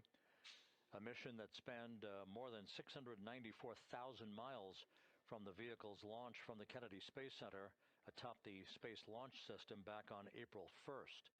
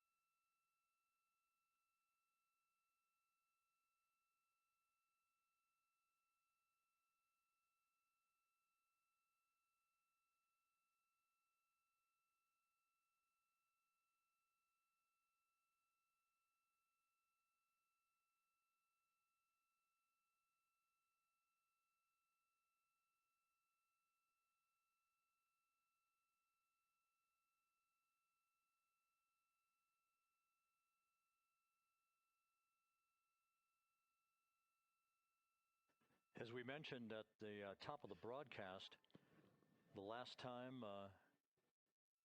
that the Apollo program saw a splashdown in the Pacific was Apollo 17 back on December 19th, 1972. So for the first time in some 53 and a half years, we have reenacted that with the arrival of Integrity's astronauts as they flew around the moon in that historic lunar flyby that began with a trans-lunar injection burn that took them out of Earth orbit following 24 hours of a high Earth orbit trajectory.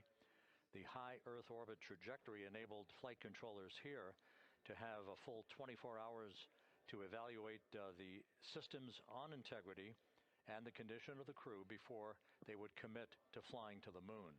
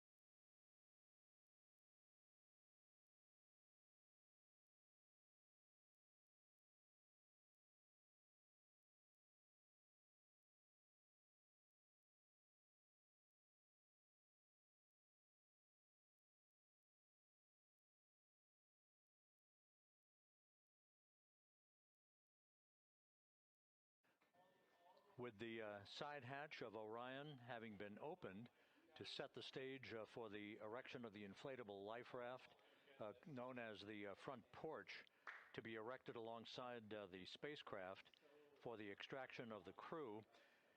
Let's play for you an interview that my colleague Megan Cruz conducted on the USS John P. Murtha with Navy diver First Class David McMahon that explains how this process is unfolding. Okay, Davey, so you and some of your team, one last look over of the stabilization collar, correct? Yes, ma'am. Okay, so what is this stabilization collar? This is what's going to stabilize the capsule out there in the ocean. We don't know how good the weather or the waves will be that day, so this will help prevent any unnecessary occurrences from happening, stabilizing the capsule and the astronauts inside. So basically this is a float that will go around Orion. I'm assuming that what they're doing right now, these are the lines that will attach the collar onto Orion? That is correct. And so what are they doing here? So we've got the lower line that will secure the inflation device before we inflate it. That gives us the go-ahead that it's secure in its space, and then we'll inflate it. And then once that is done, we'll undo all the carabiners and get this orange line on top tied in the same fashion. And then this will be secure to the capsule, and the astronauts can safely take their first steps out of the capsule onto the front porch. Okay, and how long will it take them to set up the stabilization collar? We should definitely be able to handle this in under 10 minutes. Okay, wow. And then you just mentioned the front porch. So basically after they set up this stabilization collar, then they set up what's called the front porch here. That's correct. Okay, and what's the front porch? Front porch is basically a bigger waiting room for the astronauts to sit in while we wait for the helicopters to show up and grab them. Okay, so the medical team that was inside with the crew, they're going to help them out and onto the front porch? That is correct. And then what happens here? We have hired trained medical personnel also on board the front porch that will give them lookovers and just make sure they're okay while we wait for the helicopters to show up.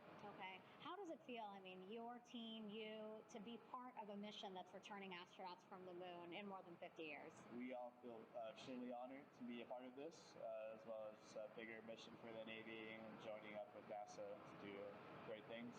And do you feel like you and your team are ready? Yes, very ready. Cool. All right, thank you so much. Thank you.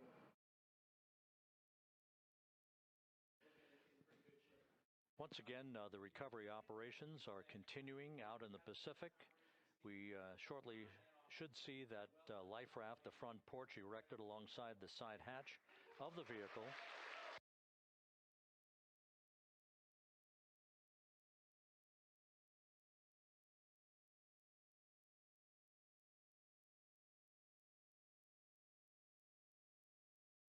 A number of flight controllers have come into the flight control room to receive congratulations from Entry Flight Director Rick Henfling. But we're going to stick with our operations out in the Pacific as we await the extraction of the 4 crew members who are reported to be in excellent condition.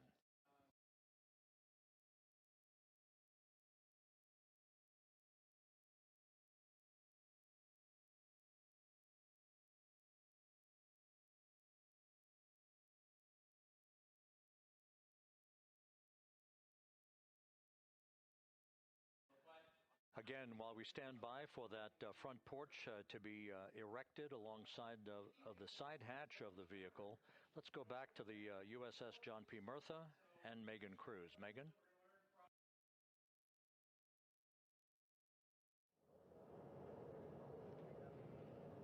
Hey, Rob. Pausing now to listen to some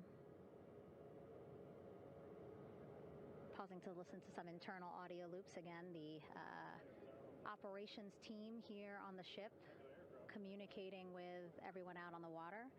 It seems like currents are hindering them a little bit from unfurling and inflating the stabilization collar as well as the front porch. But again, the requirement to get the crew out within 2 hours of splashdown, plenty of time. So no concerns just yet. But as calm as the water looks, yeah, it looks like it's hindering the teams just a tad.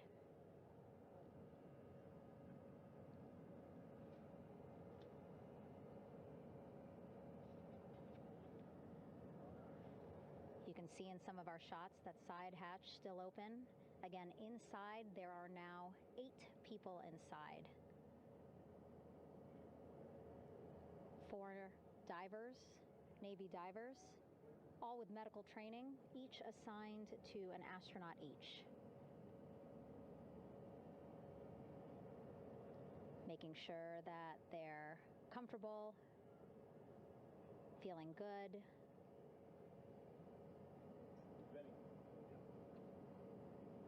As you've heard us say in the broadcast, you know, they expect a little bit of discomfort. Again, these astronauts just traveled back to Earth at 25,000 miles an hour, a nearly 695,000-mile journey around the moon. If you think you get carsick.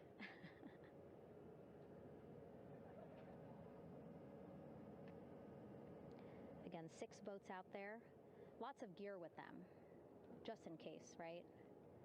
As we said, the crew reported feeling great, but again, all those folks out there in case they weren't, right? NASA is all about making sure we think about every situation that can happen, and so, of course, wanted to be ready in case any of our astronauts needed more medical attention while out there in the water.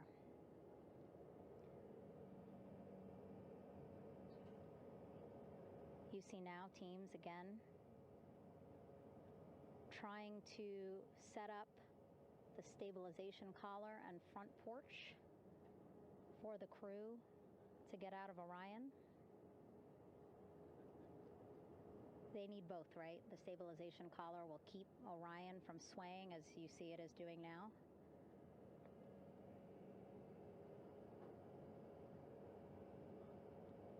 And then they will connect the front porch to the stabilization collar so that the crew can take 2 steps and they will be in the front porch.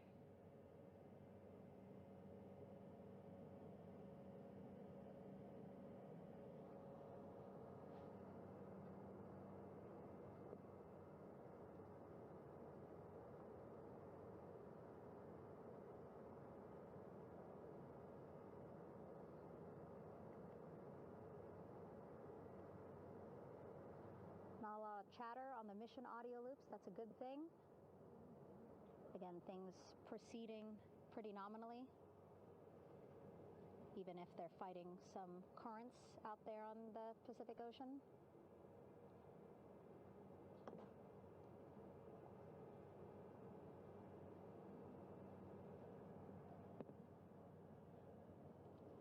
Again, the goal, setting up the stabilization collar and the front porch so that the crew can rest comfortably in the front porch, get placed into harnesses so that 2 helicopters can lift them off the front porch and onto the USS John Murtha here.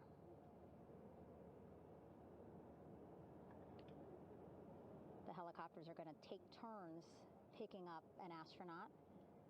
So again, Helo 1 and Helo 2.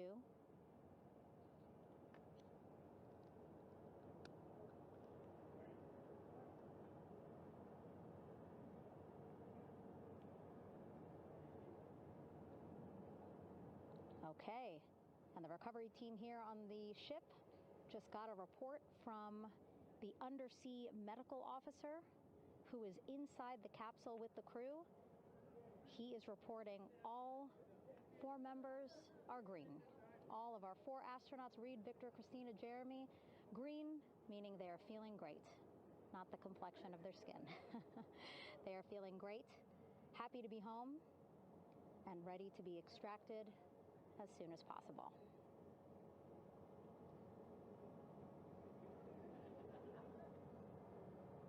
And so, as I was saying, we have 2 helicopters circling the activity you're seeing on the water right now. Each will take turns picking up an astronaut. So Helo 1 will come on in, hover above the front porch, about 40 feet above the front porch. A Navy recovery specialist will be hoisted down into the front porch. The restricted maneuvering doctrine is in effect. Will connect to the first astronaut, which we're expecting to be Christina.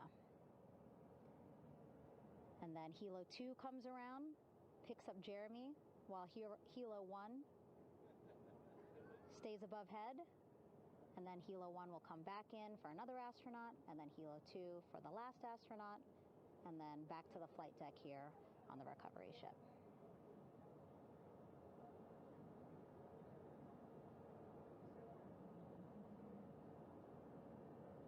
I was talking to Assistant Artemis Recovery Director Paul Sierpinski.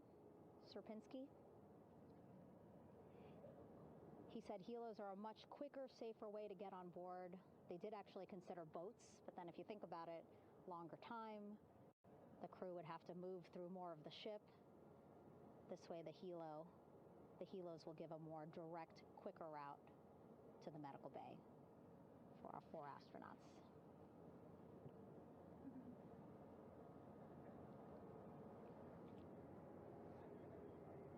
Beautiful shots from our aerial and imagery teams.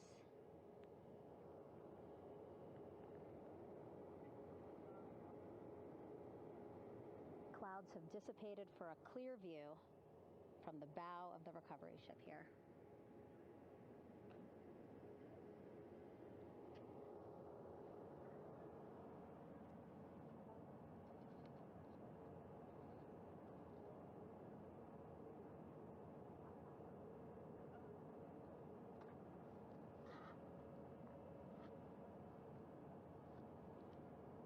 You can still see divers in the water there. Encircling Orion, that is that stabilization collar we've been telling you about. As you saw in that interview just a few minutes ago, they have to first connect it to Orion, and then once it's secured onto Orion, they can inflate it, and then they'll further secure it with other harnesses and lines.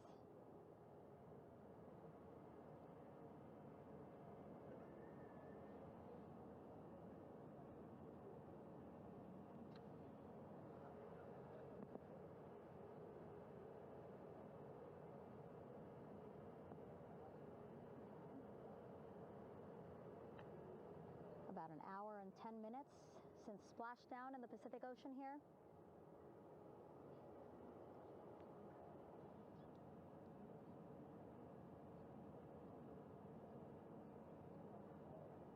Reed, Victor, Christina, and Jeremy back home after a history-making mission to the moon and back.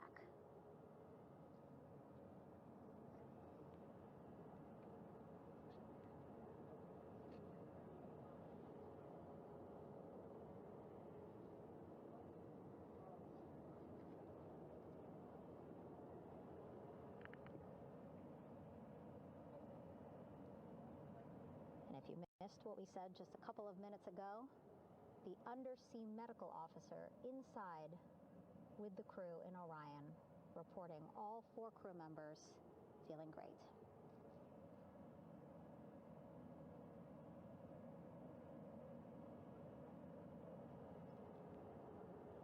Progress being made there on the stabilization collar. It looks like they are beginning to inflate it.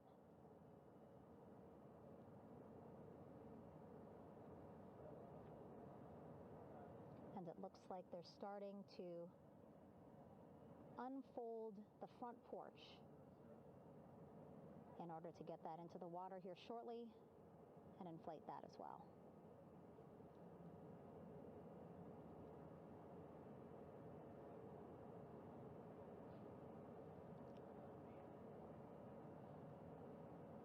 Again, more than 40 people out in the water right now. And those Navy and NASA personnel have been in the water for now about 4 hours.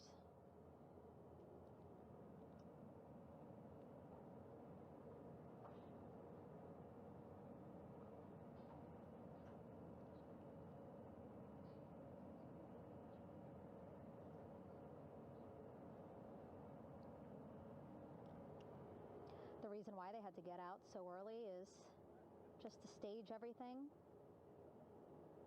And actually here on the ship, when there are flight operations happening, you can't have anything else, right? Just because the flight deck can be a dangerous place, so they just want to focus on planes coming and going from the ship, so that's why they wanted to get the boats in the water to make sure that they have all the time they needed for the flight ops.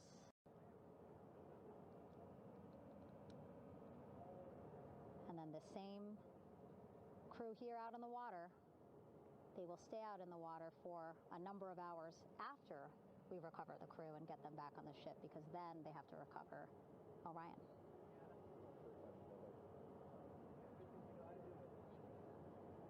All right, that stabilization collar looking good around Orion.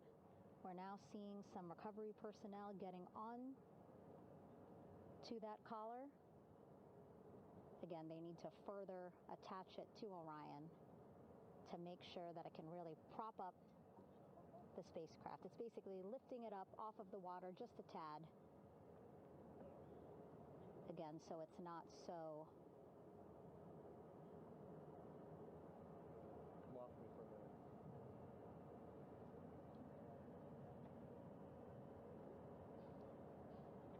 so it doesn't sway so much in the water there.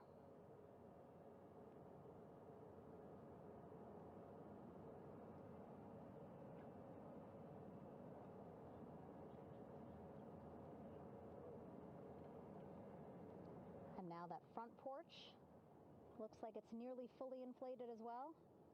You can see a much larger surface area.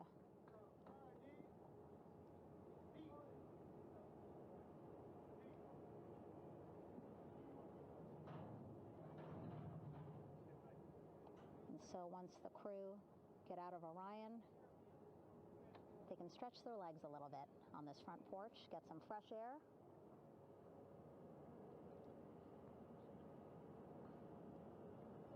And enjoy this beautiful day here on their home planet.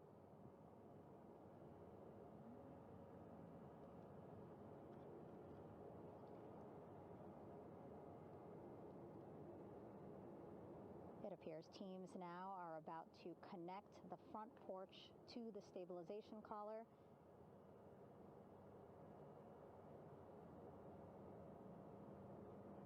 And at that point, when both are secure, we should soon see astronauts come out of Orion.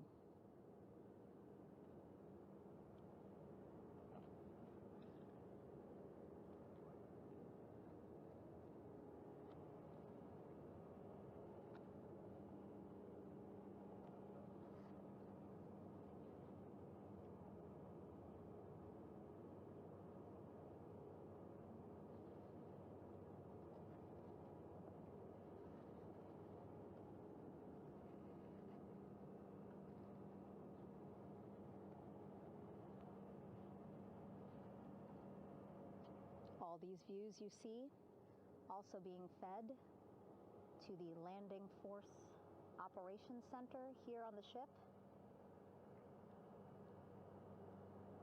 Of course, it is very important for our recovery teams leading the mission to have all the views that you're seeing as well. Again, listening to their communication loop here on the ship. Very quiet, which is a good thing. It means things are going pretty nominally, meaning as expected.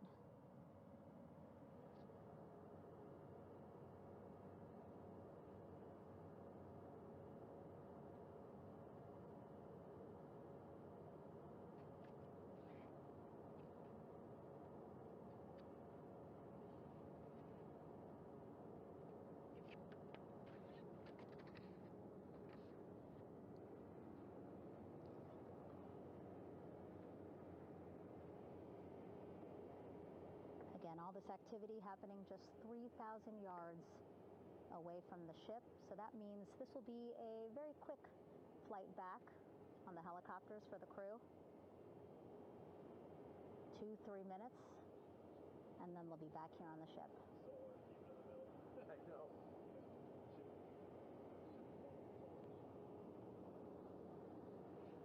Okay, saw a thumbs up from one of the personnel on the front porch. It looks like they are now getting ready to deploy what they call the Air Rescue Vest, ARV. And so this is the harness that each crew member will get into in order to be hoisted into the helicopters. Again, those helicopters hovering just about 40 feet above the front porch when they're ready to pick up each crew member.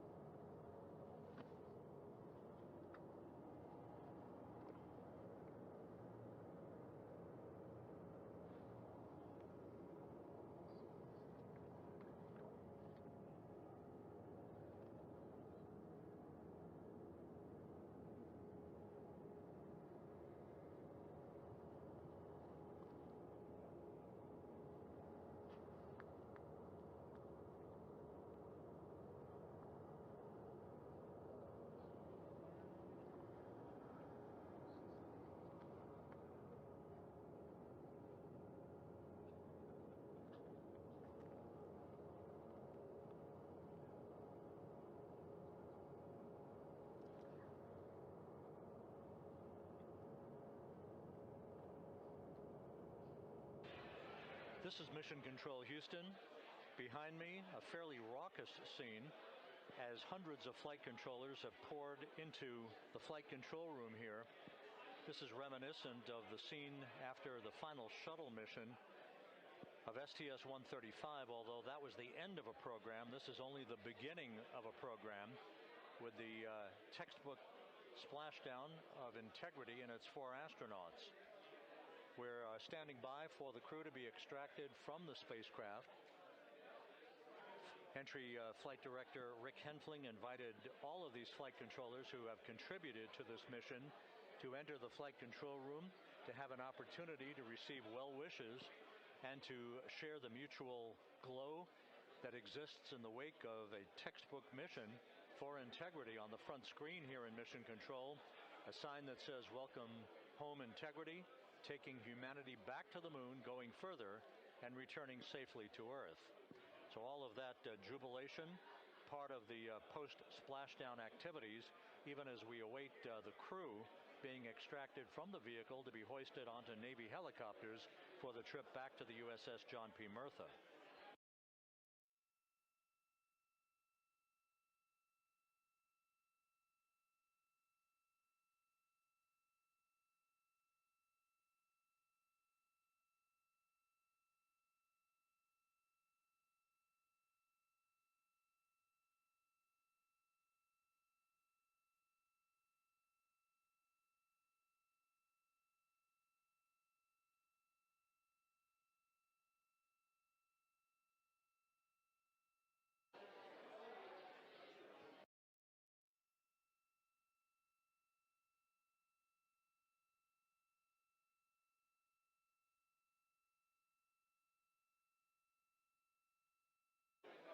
Once again here in Mission Control, this view of the Artemis Flight Control Room, known as the White Flight Control Room. This is the old shuttle flight control room, and now is the home of Artemis missions to the moon and beyond.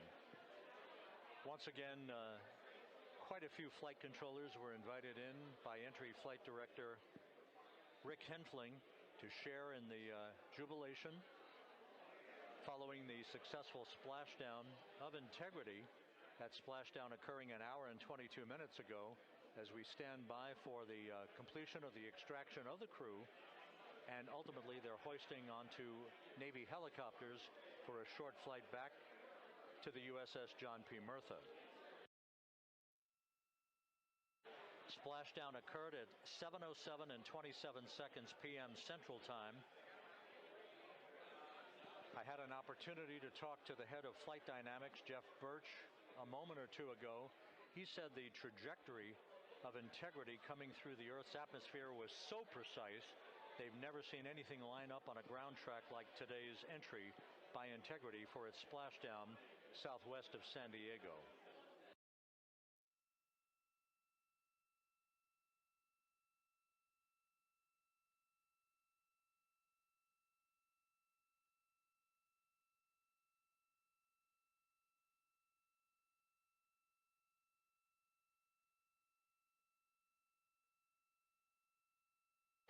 And the initial, you can hear it.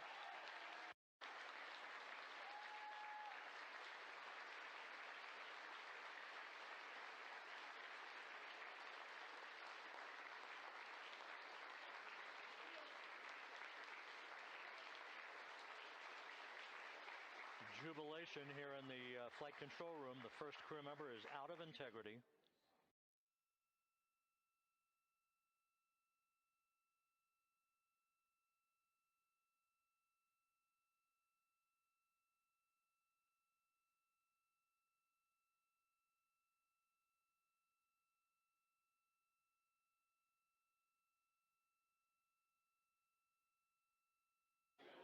We are expecting the other crew members momentarily to be extracted. David Muir.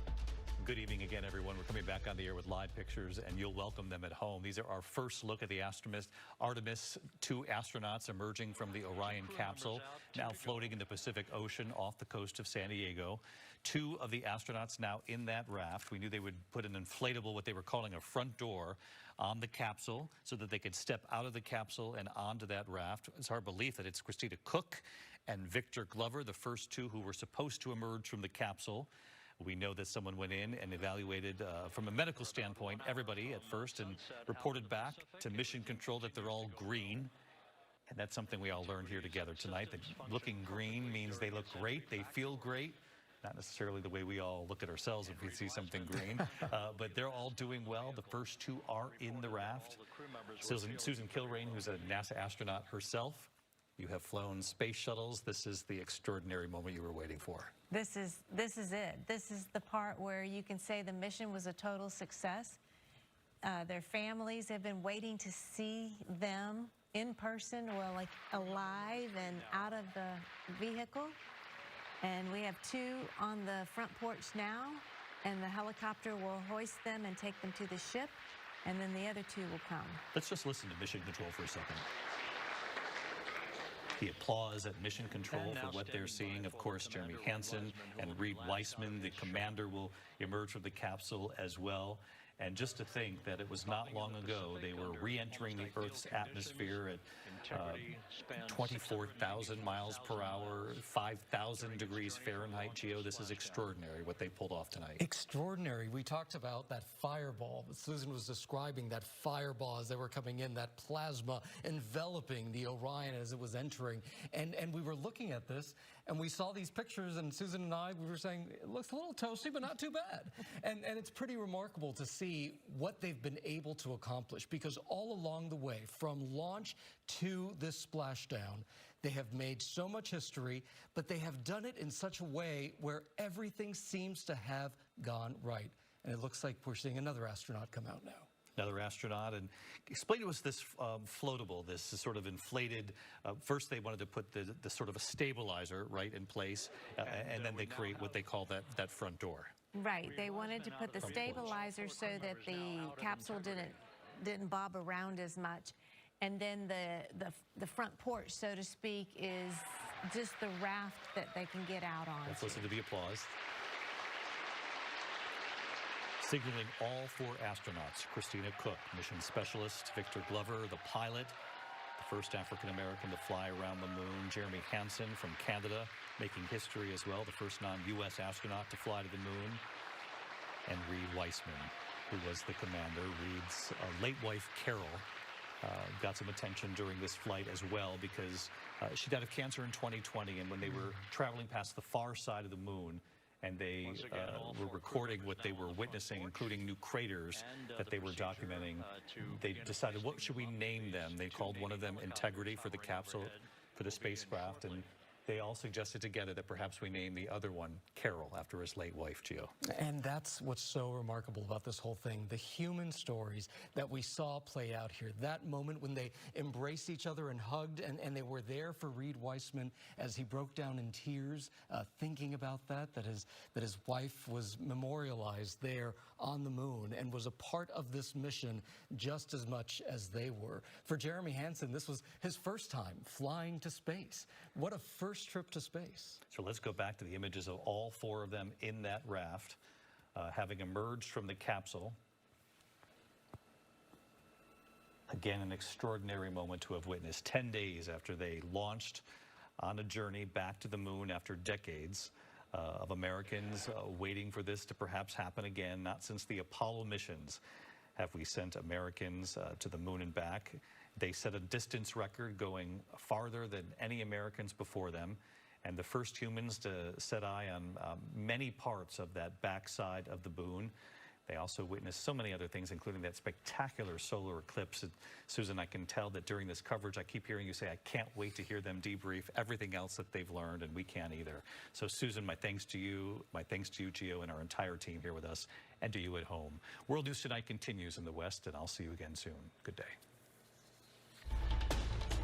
This has been a special report from ABC News.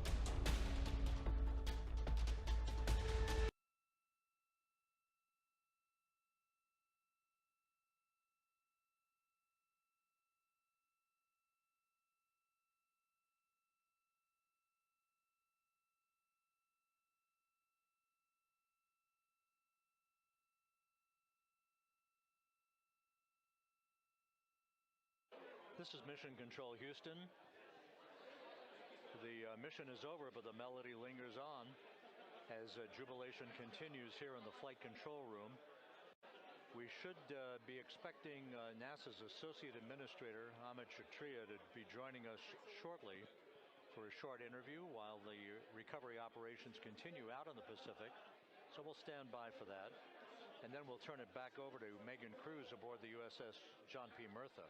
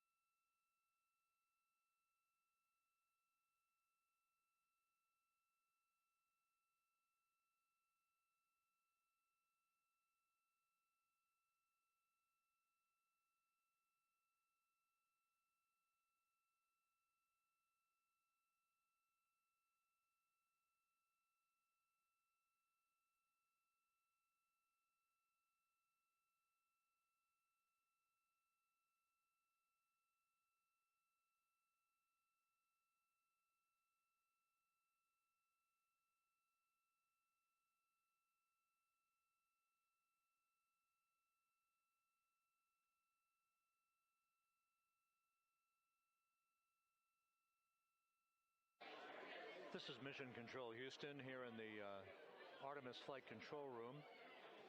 A number of flight controllers basking in the glory of the successful end of this mission that carried 4 astronauts around the moon on a lunar flyby, and the first test flight of Orion with crew members on board. Splashdown occurring an hour and 32 minutes ago after a flawless descent back into the Earth's atmosphere for the vehicle. Its 4 crew members in good shape, simply enjoying their time right now on the front porch, as it were, the inflatable raft alongside of their Integrity spacecraft. We're expecting Ahmed Shathria, the NASA Associate Administrator, to join us here momentarily for a brief interview before we turn it back over to Megan Cruz aboard the USS John P. Murtha, the recovery ship.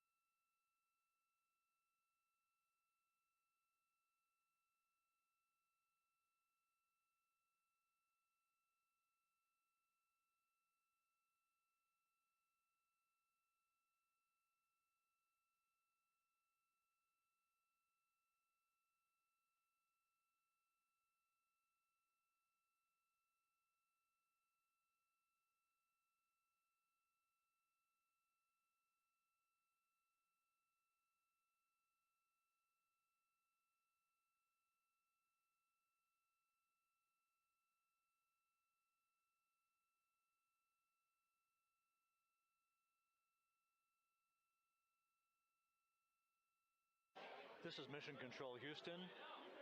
We're about an hour and 34 minutes since the textbook splashdown of Integrity in the Pacific to bring home our astronauts. And with us now is Ahmed Shathria, the NASA Associate Administrator. Ahmed, a little bit of history made tonight, a little bit of history made over the past few weeks. Your thoughts as this team here basks in the glow of what they just accomplished?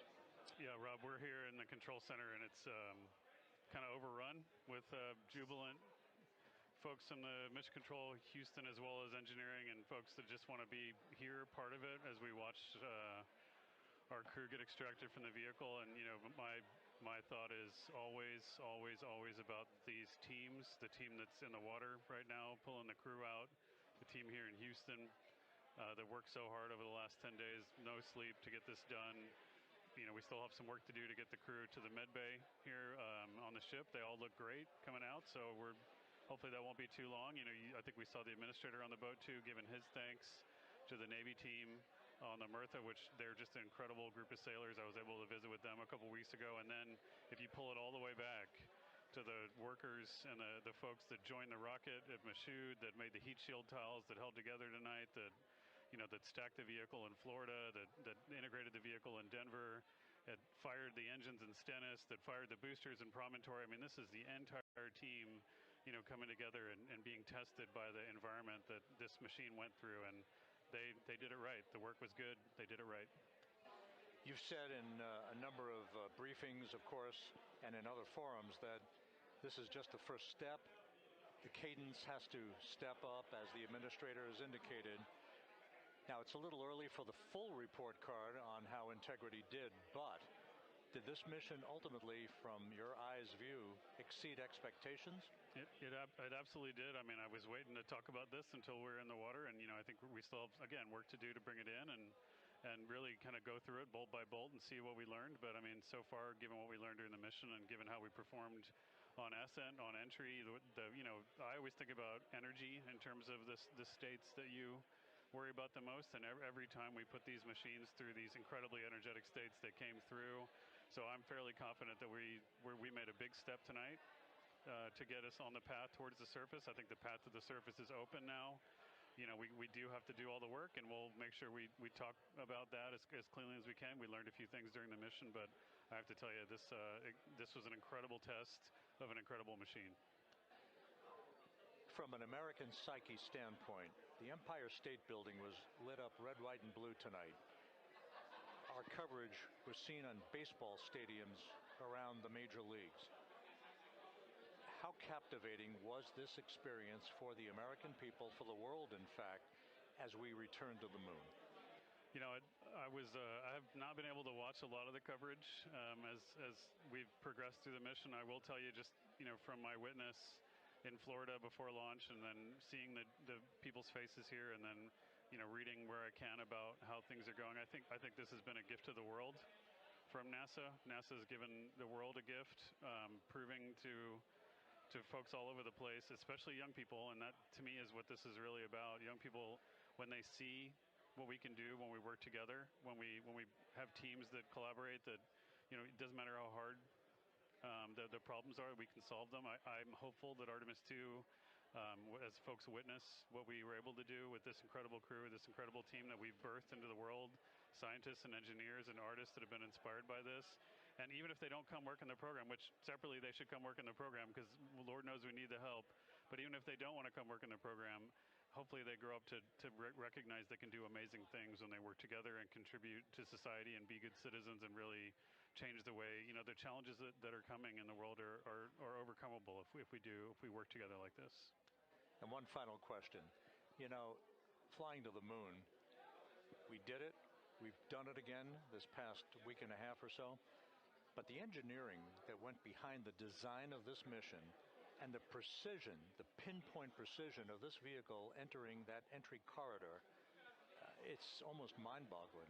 Yeah, it is incredible when you think about the energies involved and the uncertainties involved. That when we inserted the vehicle into orbit, it was 99.2% down the middle. When we dropped the vehicle right on top of the fleet here, our guys knew exactly where to go, but the guidance was perfect.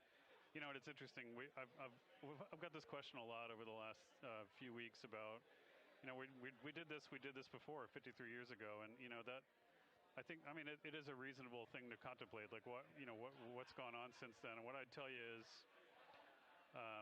when we did Apollo, which again, the more we learn about what they did, the more magical it seems what they were able to accomplish given the technology and the learnings that they had. But when we did Apollo, the architects of Apollo, Gilbert, Seaman, von Braun, Mueller, what they really, really wanted to do, as they were contemplating what it meant to expand our range of action to the lunar surface, what they wanted to do was learn how to live and work in space for a long time. They wanted to do that first before they were confident they could expand their range of action to the moon. Now, of course, the politics of the time and the mission at the time was different, and so they had to go straight to the moon and bring people home. And then after that, the program kind of lost its momentum. But after that, NASA kept moving along those paths, right? So we recognized during Apollo that reusability was going to be important. We spent a lot of money on those machines, and we spent a lot of money on these machines here. But we recognized that reusability was important, which is why we built a winged space plane called Space Shuttle, and then we used that reusable machine to build a space station. And we learned for 25 years how to live and work in space, and have been able to develop technologies that can enable exploration. So really, what I think is now, 53 years later, we're at the point where the architects of Apollo would have been pleased that we're now ready to actually go back to the moon and go back to stay, because we've learned all the things we needed to learn. There's a lot of people pleased here tonight, and we really thank you for joining us. Amit Kshatriya, NASA's Associate Administrator, as we begin to hoist the crew onto the helicopters to head back to the recovery ship. Thank you very much. Thank you, Rob. Congratulations, Amit.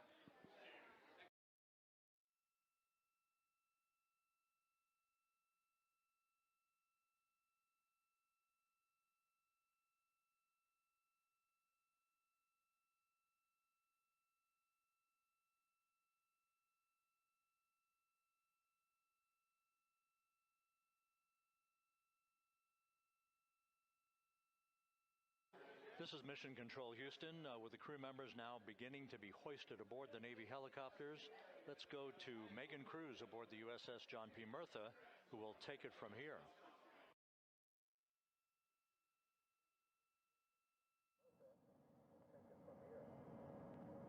Hey, Rob, yeah, back on the bow of the ship here, we are seeing the helicopters circling Orion, the first one there having just completed picking up the first astronaut. Helo 2 now, hovering just 40 feet above the front porch, lowering a recovery specialist out of the helicopter. That person will touch down in the front porch just there.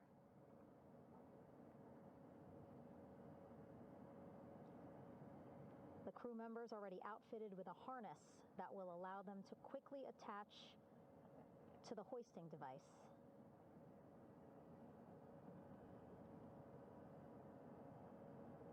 Look at the power of those blades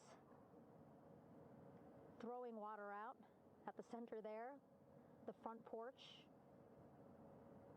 with now 3 astronauts and the recovery specialists. Again, crews already outfitted with a harness vest.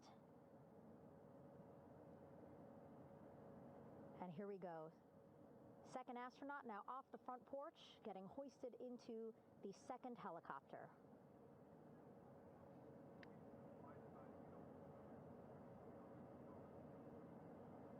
That helicopter will now hover just a distance away to give room for the first helicopter to come back and pick up the third astronaut.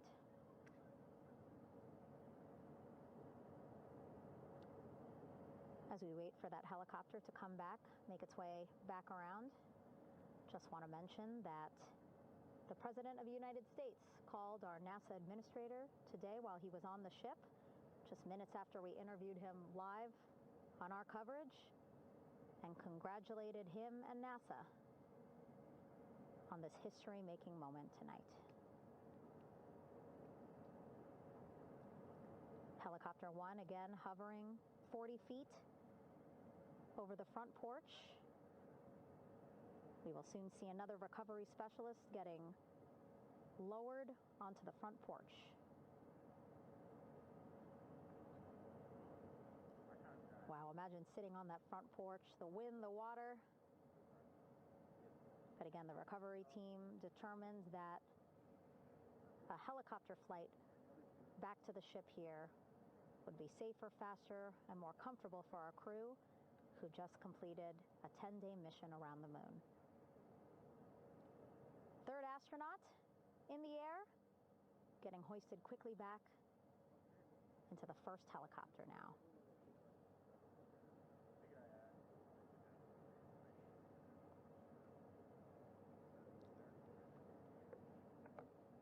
That first helicopter now on its way back to the ship here. We will soon see it land in just a few minutes.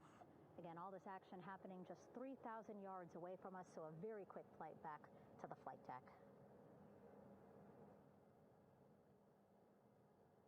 And now the only person left on the front porch, Commander Reed Wiseman. That second helicopter now making its way back over to the front porch. Here it comes.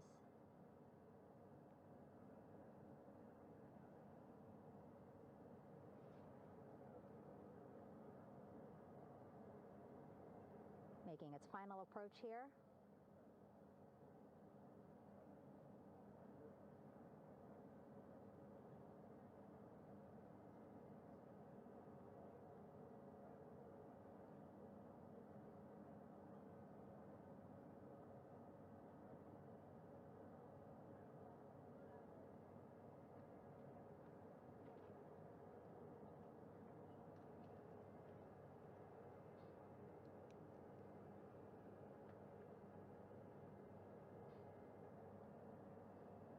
The last astronaut, Commander Reed Wiseman,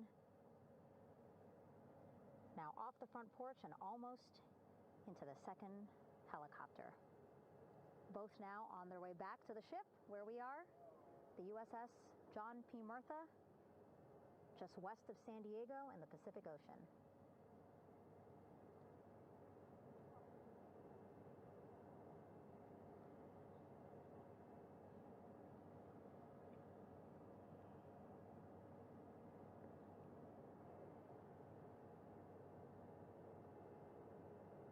Exciting to see our 4 crew members minutes away from landing on the flight deck here on the recovery ship. 550 people on this ship, excited, ready, anxious, looking forward to welcoming this crew aboard.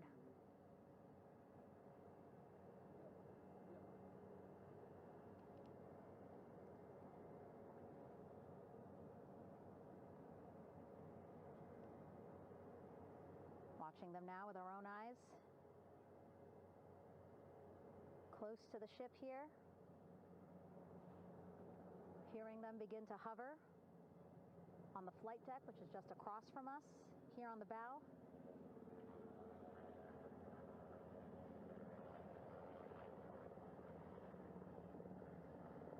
The first helicopter coming in.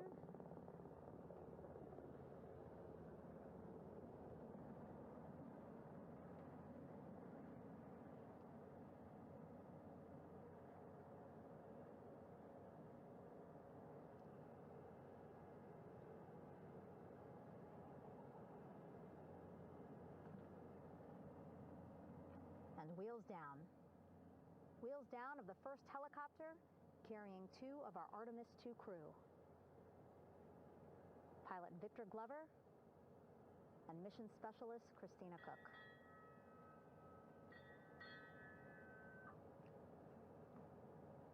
Kilo 1 on deck reported on the recovery loop. Again, the mission audio loops that the recovery team are using here to communicate with one another. And an announcement just made on the ship, integrity incoming. 2 more helicopters on their way to the flight deck, one carrying the crew, the other, one of our imagery helicopters. Again, kudos to our imagery and aerial teams for giving us these beautiful views of history in the making. Set amid a gorgeous, soon-to-be sunset here in the Pacific Ocean.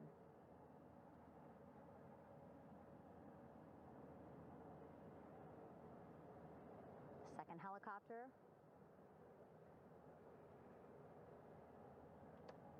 Making its approach of the flight deck.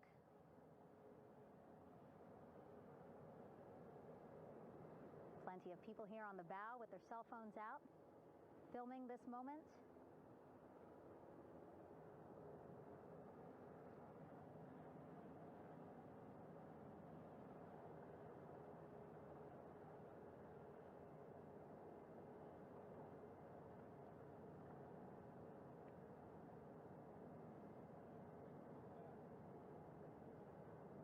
Some impressive flying here by the Navy as we are seconds away from wheels down. And there you go. We now have all 4 Artemis II crew members on the USS John P. Murtha.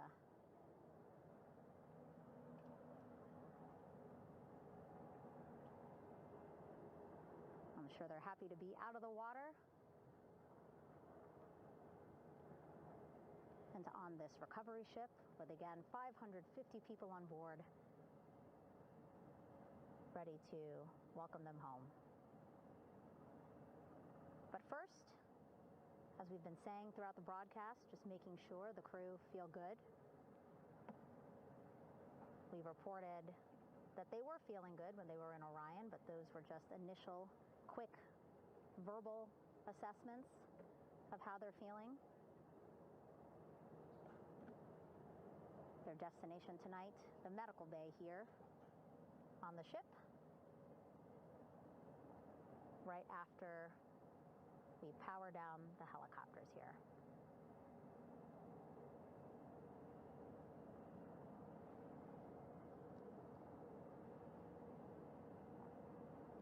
The team on the flight deck working quickly but methodically.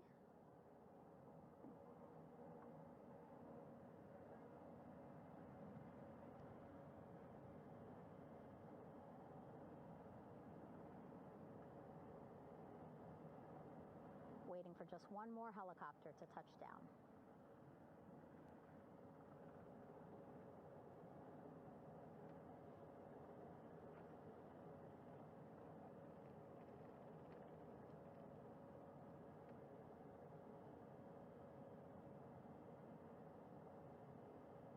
limited personnel here on the flight deck. Restricted maneuvering doctrine is in effect. As that third helicopter touches down.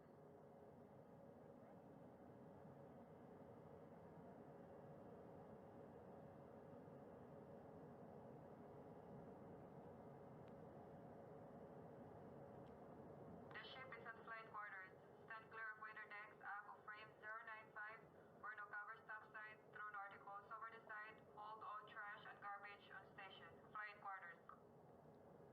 While just a few folks on the flight deck itself, there are plenty more on some upper decks. I see in some of our views Wing walls, vehicle storage area, and a very packed crowd overhead.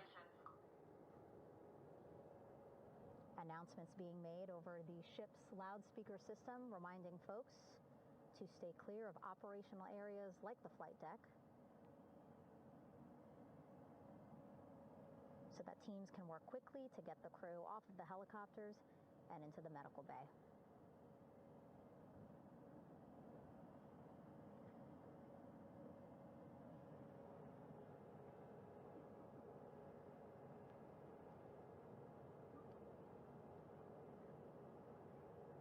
Splashdown today, 5:06 p.m. Pacific time. We are within 2 hours of that splashdown time, and already we have all 4 crew members on the flight deck of the USS John P. Murtha.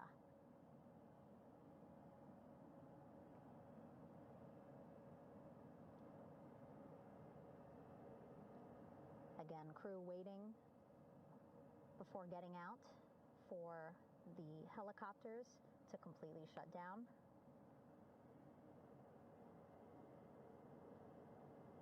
Safety, of course, very important to NASA and the U.S. military.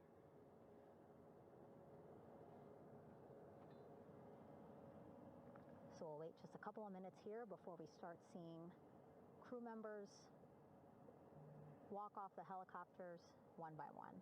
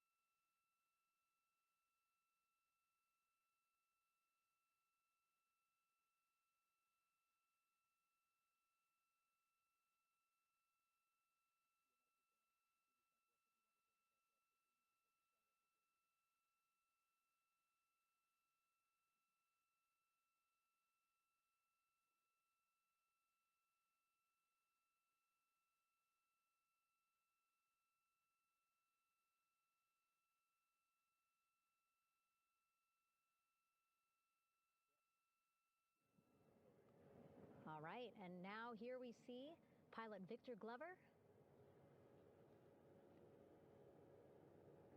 and mission specialist Christina Cook sitting on the edge of one of the helicopters, looking in great spirits. That familiar smile and laugh from Victor, I can see it from here. Christina, I'm sure, feeling the same way, just blocked a little bit by our camera here, but we'll see her here shortly. A photographer taking their pictures. Victor saluting folks on the flight deck. They look like they're in great spirits. Happy to be home, I'm sure.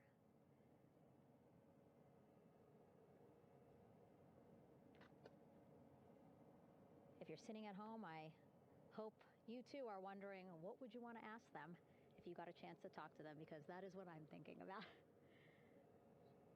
Getting the opportunity to talk to or ask questions of these 4 astronauts who just made history as the first crew to return to the moon since 1972.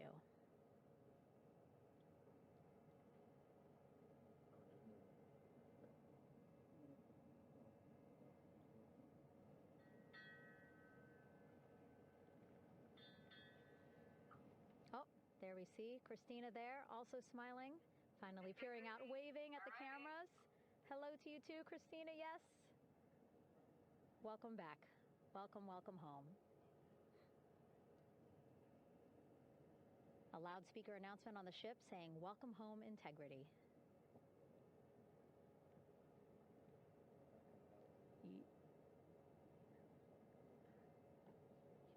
Victor in great spirits. I can't see who he's talking to, but I kind of think that he might be talking to his other two crew members. Shouting from across the flight deck, congratulations to one another.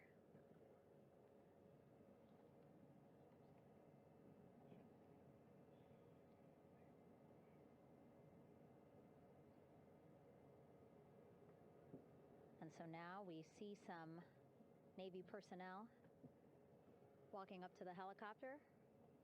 This is again the first helicopter carrying pilot Victor Glover and mission specialist Christina Cook.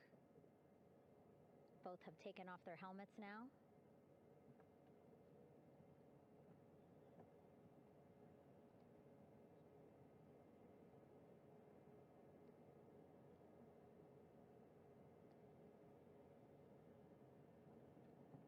Some pictures, video to catalog this historic moment. A beautiful sunset just behind them here in the Pacific Ocean. Golden hour. These pictures will be beautiful.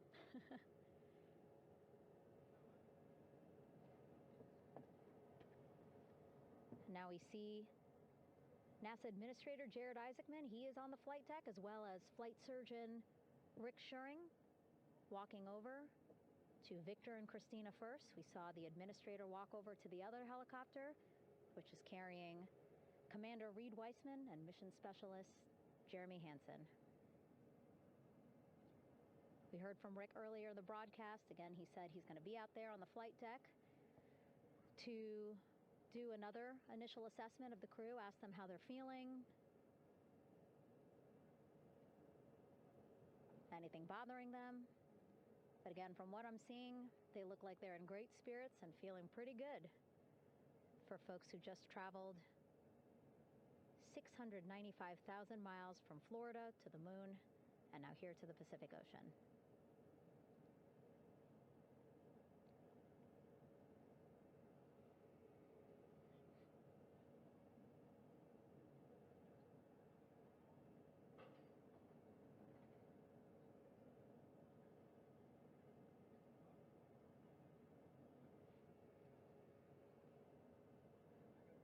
We're now seeing NASA Administrator Jared Isaacman walking across the flight deck. He had been talking to Reed and Jeremy, now approaching Victor and Christina. A hug from Victor, a hug from Christina. What a moment that we're getting to experience together.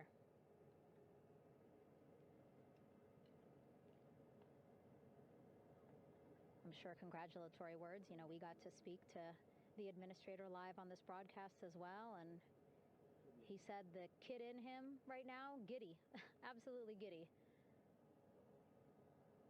at what we were able to accomplish today. Returning them home safely and in good spirits after a 10-day mission around the moon. And here we go. We're seeing Jeremy walking, waving across the flight deck, now on his way to the medical bay.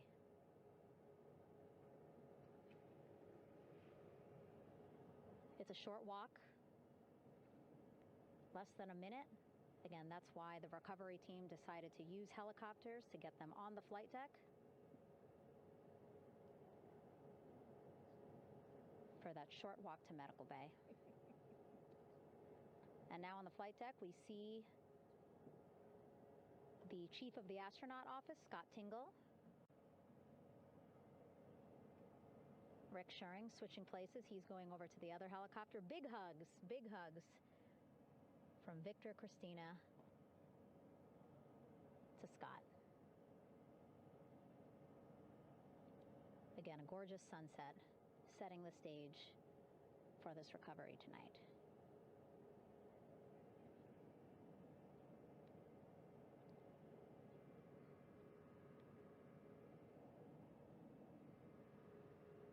All right, and now here we are, Christina,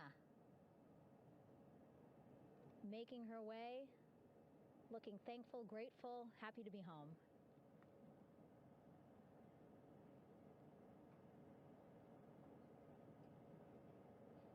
You can see she's looking up. Again, lots of people, just a few levels up off the flight deck, welcoming her home.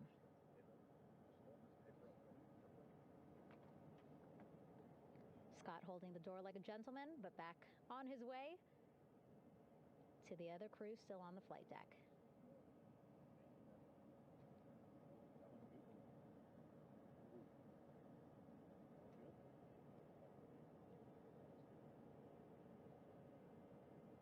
So still on the flight deck, Victor Glover and Reed Weissman.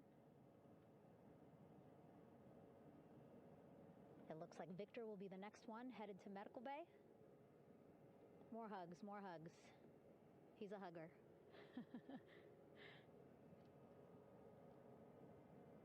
Victor looking good as he walks across the flight deck.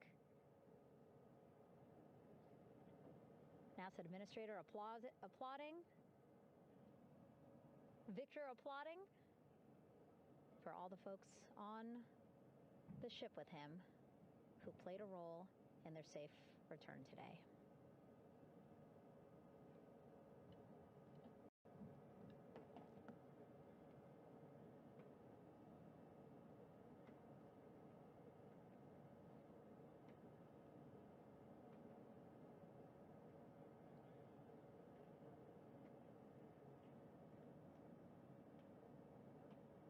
And finally, just one Artemis II crew member left on the flight deck, Commander Reed Weissman.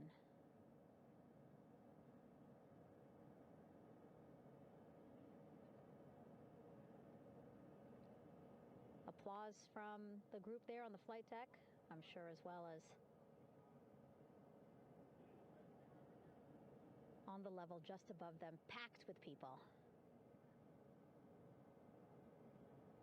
Reed looking good as he takes his steps towards the medical bay.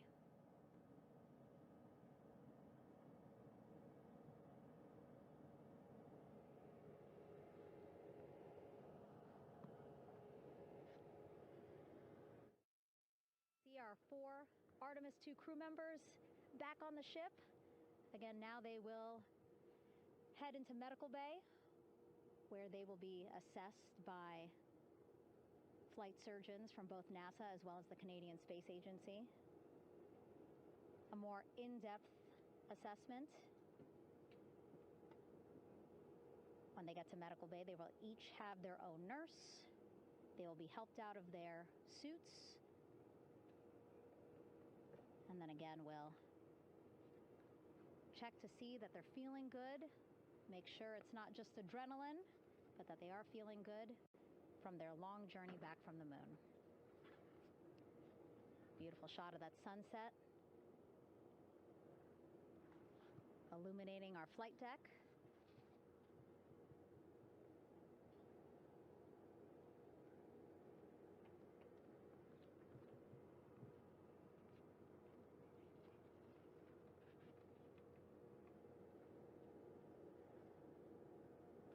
All right, and now with our astronauts safely on board, I want to welcome on Artemis Recovery Director Lily Villarreal.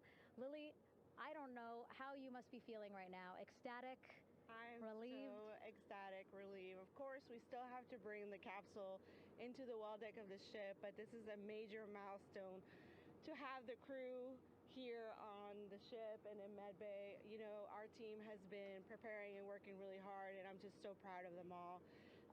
Everything went very well, just as planned. Our teammates in Houston, the flight control team was just amazing. We were able to have great conversations and communications about everything. And I don't know what else to say. I'm just so ecstatic. It's such a wonderful feeling to get to this point. Again, we still have to get the capsule, but this is huge for all of us in landing recovery, and I couldn't do this without my team, and of course the full support of the U.S. military. There's going to be lots of, high fives when we get the capsule back in, and I'm so happy that the crew's doing well, Orion's doing well, and thank you for everybody watching. Yeah, it was great to watch the crew come back to the ship with you. How were you feeling when you were seeing them looking so happy to be home and feeling really good? The funny thing is that we had video of them from inside the Orion vehicle. They were like that from the beginning. When we opened the hatch, they were already out of their seats, having a good time, waiting for us to open the hatch. And they opened the hatch, and of course, we did the first medical assessment. Everybody was doing very well, and they were just having such a great time with the medical team that was inside the capsule. I think they were all taking selfies with the phones that they have, probably talking about what they saw, and it was just smiles all around. They were having such a great time. And then we put them on the front porch when we were ready to put them on the front porch. And again, you could see they were just so ecstatic to be home and talking to everybody. So we were very happy to see all of that in the control room of the LFOC. How remarkable is that? Again, if we think about their journey, the 695,000-mile journey around the moon and back, coming back at 30 times faster than the speed of sound. I mean, how remarkable is that they are in such good spirits? I mean, this is an amazing crew. I think you guys have seen it for the past 10 days. They're wonderful people, and we're so happy that they brought us along on that ride. And I can't wait to see all the additional videos and pictures that they have that, we'll get a hold of now that they're back on the ground. And I can't wait to hear how, a little more than what we saw on the press briefings from the crew about what they saw. It's just fantastic. Some of my favorite people during this 10 days was the science team and how excited they were. And so this is exactly how we feel in the landing recovery team when the science team went, oh my goodness, when they heard all the discussions about the moon. This is exactly how we feel now in the landing recovery team. We're so ecstatic. Yeah. Again, we have to recover the capsule. I want to make sure we don't forget about Orion. Lily's all about business. She's thinking about what's next. But yeah, speaking of these 10 days, I mean, we have been along for the journey with them, live with them 24/7 for 10 days, and just really seeing the engagement that we've gotten from around the world. What do you hope people take away from this mission? I think that's fantastic. So, my story was that I went to the Kennedy Space Center. I was born in Colombia. I was 10 years old when we moved to the United States, but when I was 7, my family took me to the visitor center, and that's when I learned about Apollo. And we went to the moon, and I learned about astronauts, and that story was what really fueled me to want to do STEM and want to be an astronaut. And I think that this Artemis program is going to do exactly what what girls, my age back then is 7, young people right now, girls and even like young men, obviously. But we want to empower people to know that you can do this, right? If you want to come and work for NASA, if I did it, they can do it. And Artemis program is just going to inspire everybody, and I'm so happy about that. Yeah. Like Apollo inspired me. Thank you so much, Lily. Really appreciate you being here. As you said, still a lot of work to do. 5 to 6 more hours to recover Orion that's still out in the water. So I'll let you get back to it. But you had beautiful words to say again. We hope that this inspires people. We hope that you come and join us at NASA and accomplish great things with us in the future. Back to you, Rob. Thank you, Megan, and safe sailing out there in the Pacific. Here in Mission Control, it is now all quiet. The team of flight controllers and all their support personnel have left the room to enjoy the aftermath of a textbook touchdown by Integrity that splashed down in the Pacific right on target to complete this historic flyby of the moon, the Artemis II mission. With that, we'll wrap up our coverage for the night and point you to a post-Splashdown news conference in 15 minutes at 9:35 p.m. Central Time, 10:35 p.m. Eastern Time, where managers will discuss the return of the Integrity spacecraft and the completion of the Artemis II mission. With that, we'll wrap up our coverage for this evening and historic mission in the history books. This is Mission Control Houston.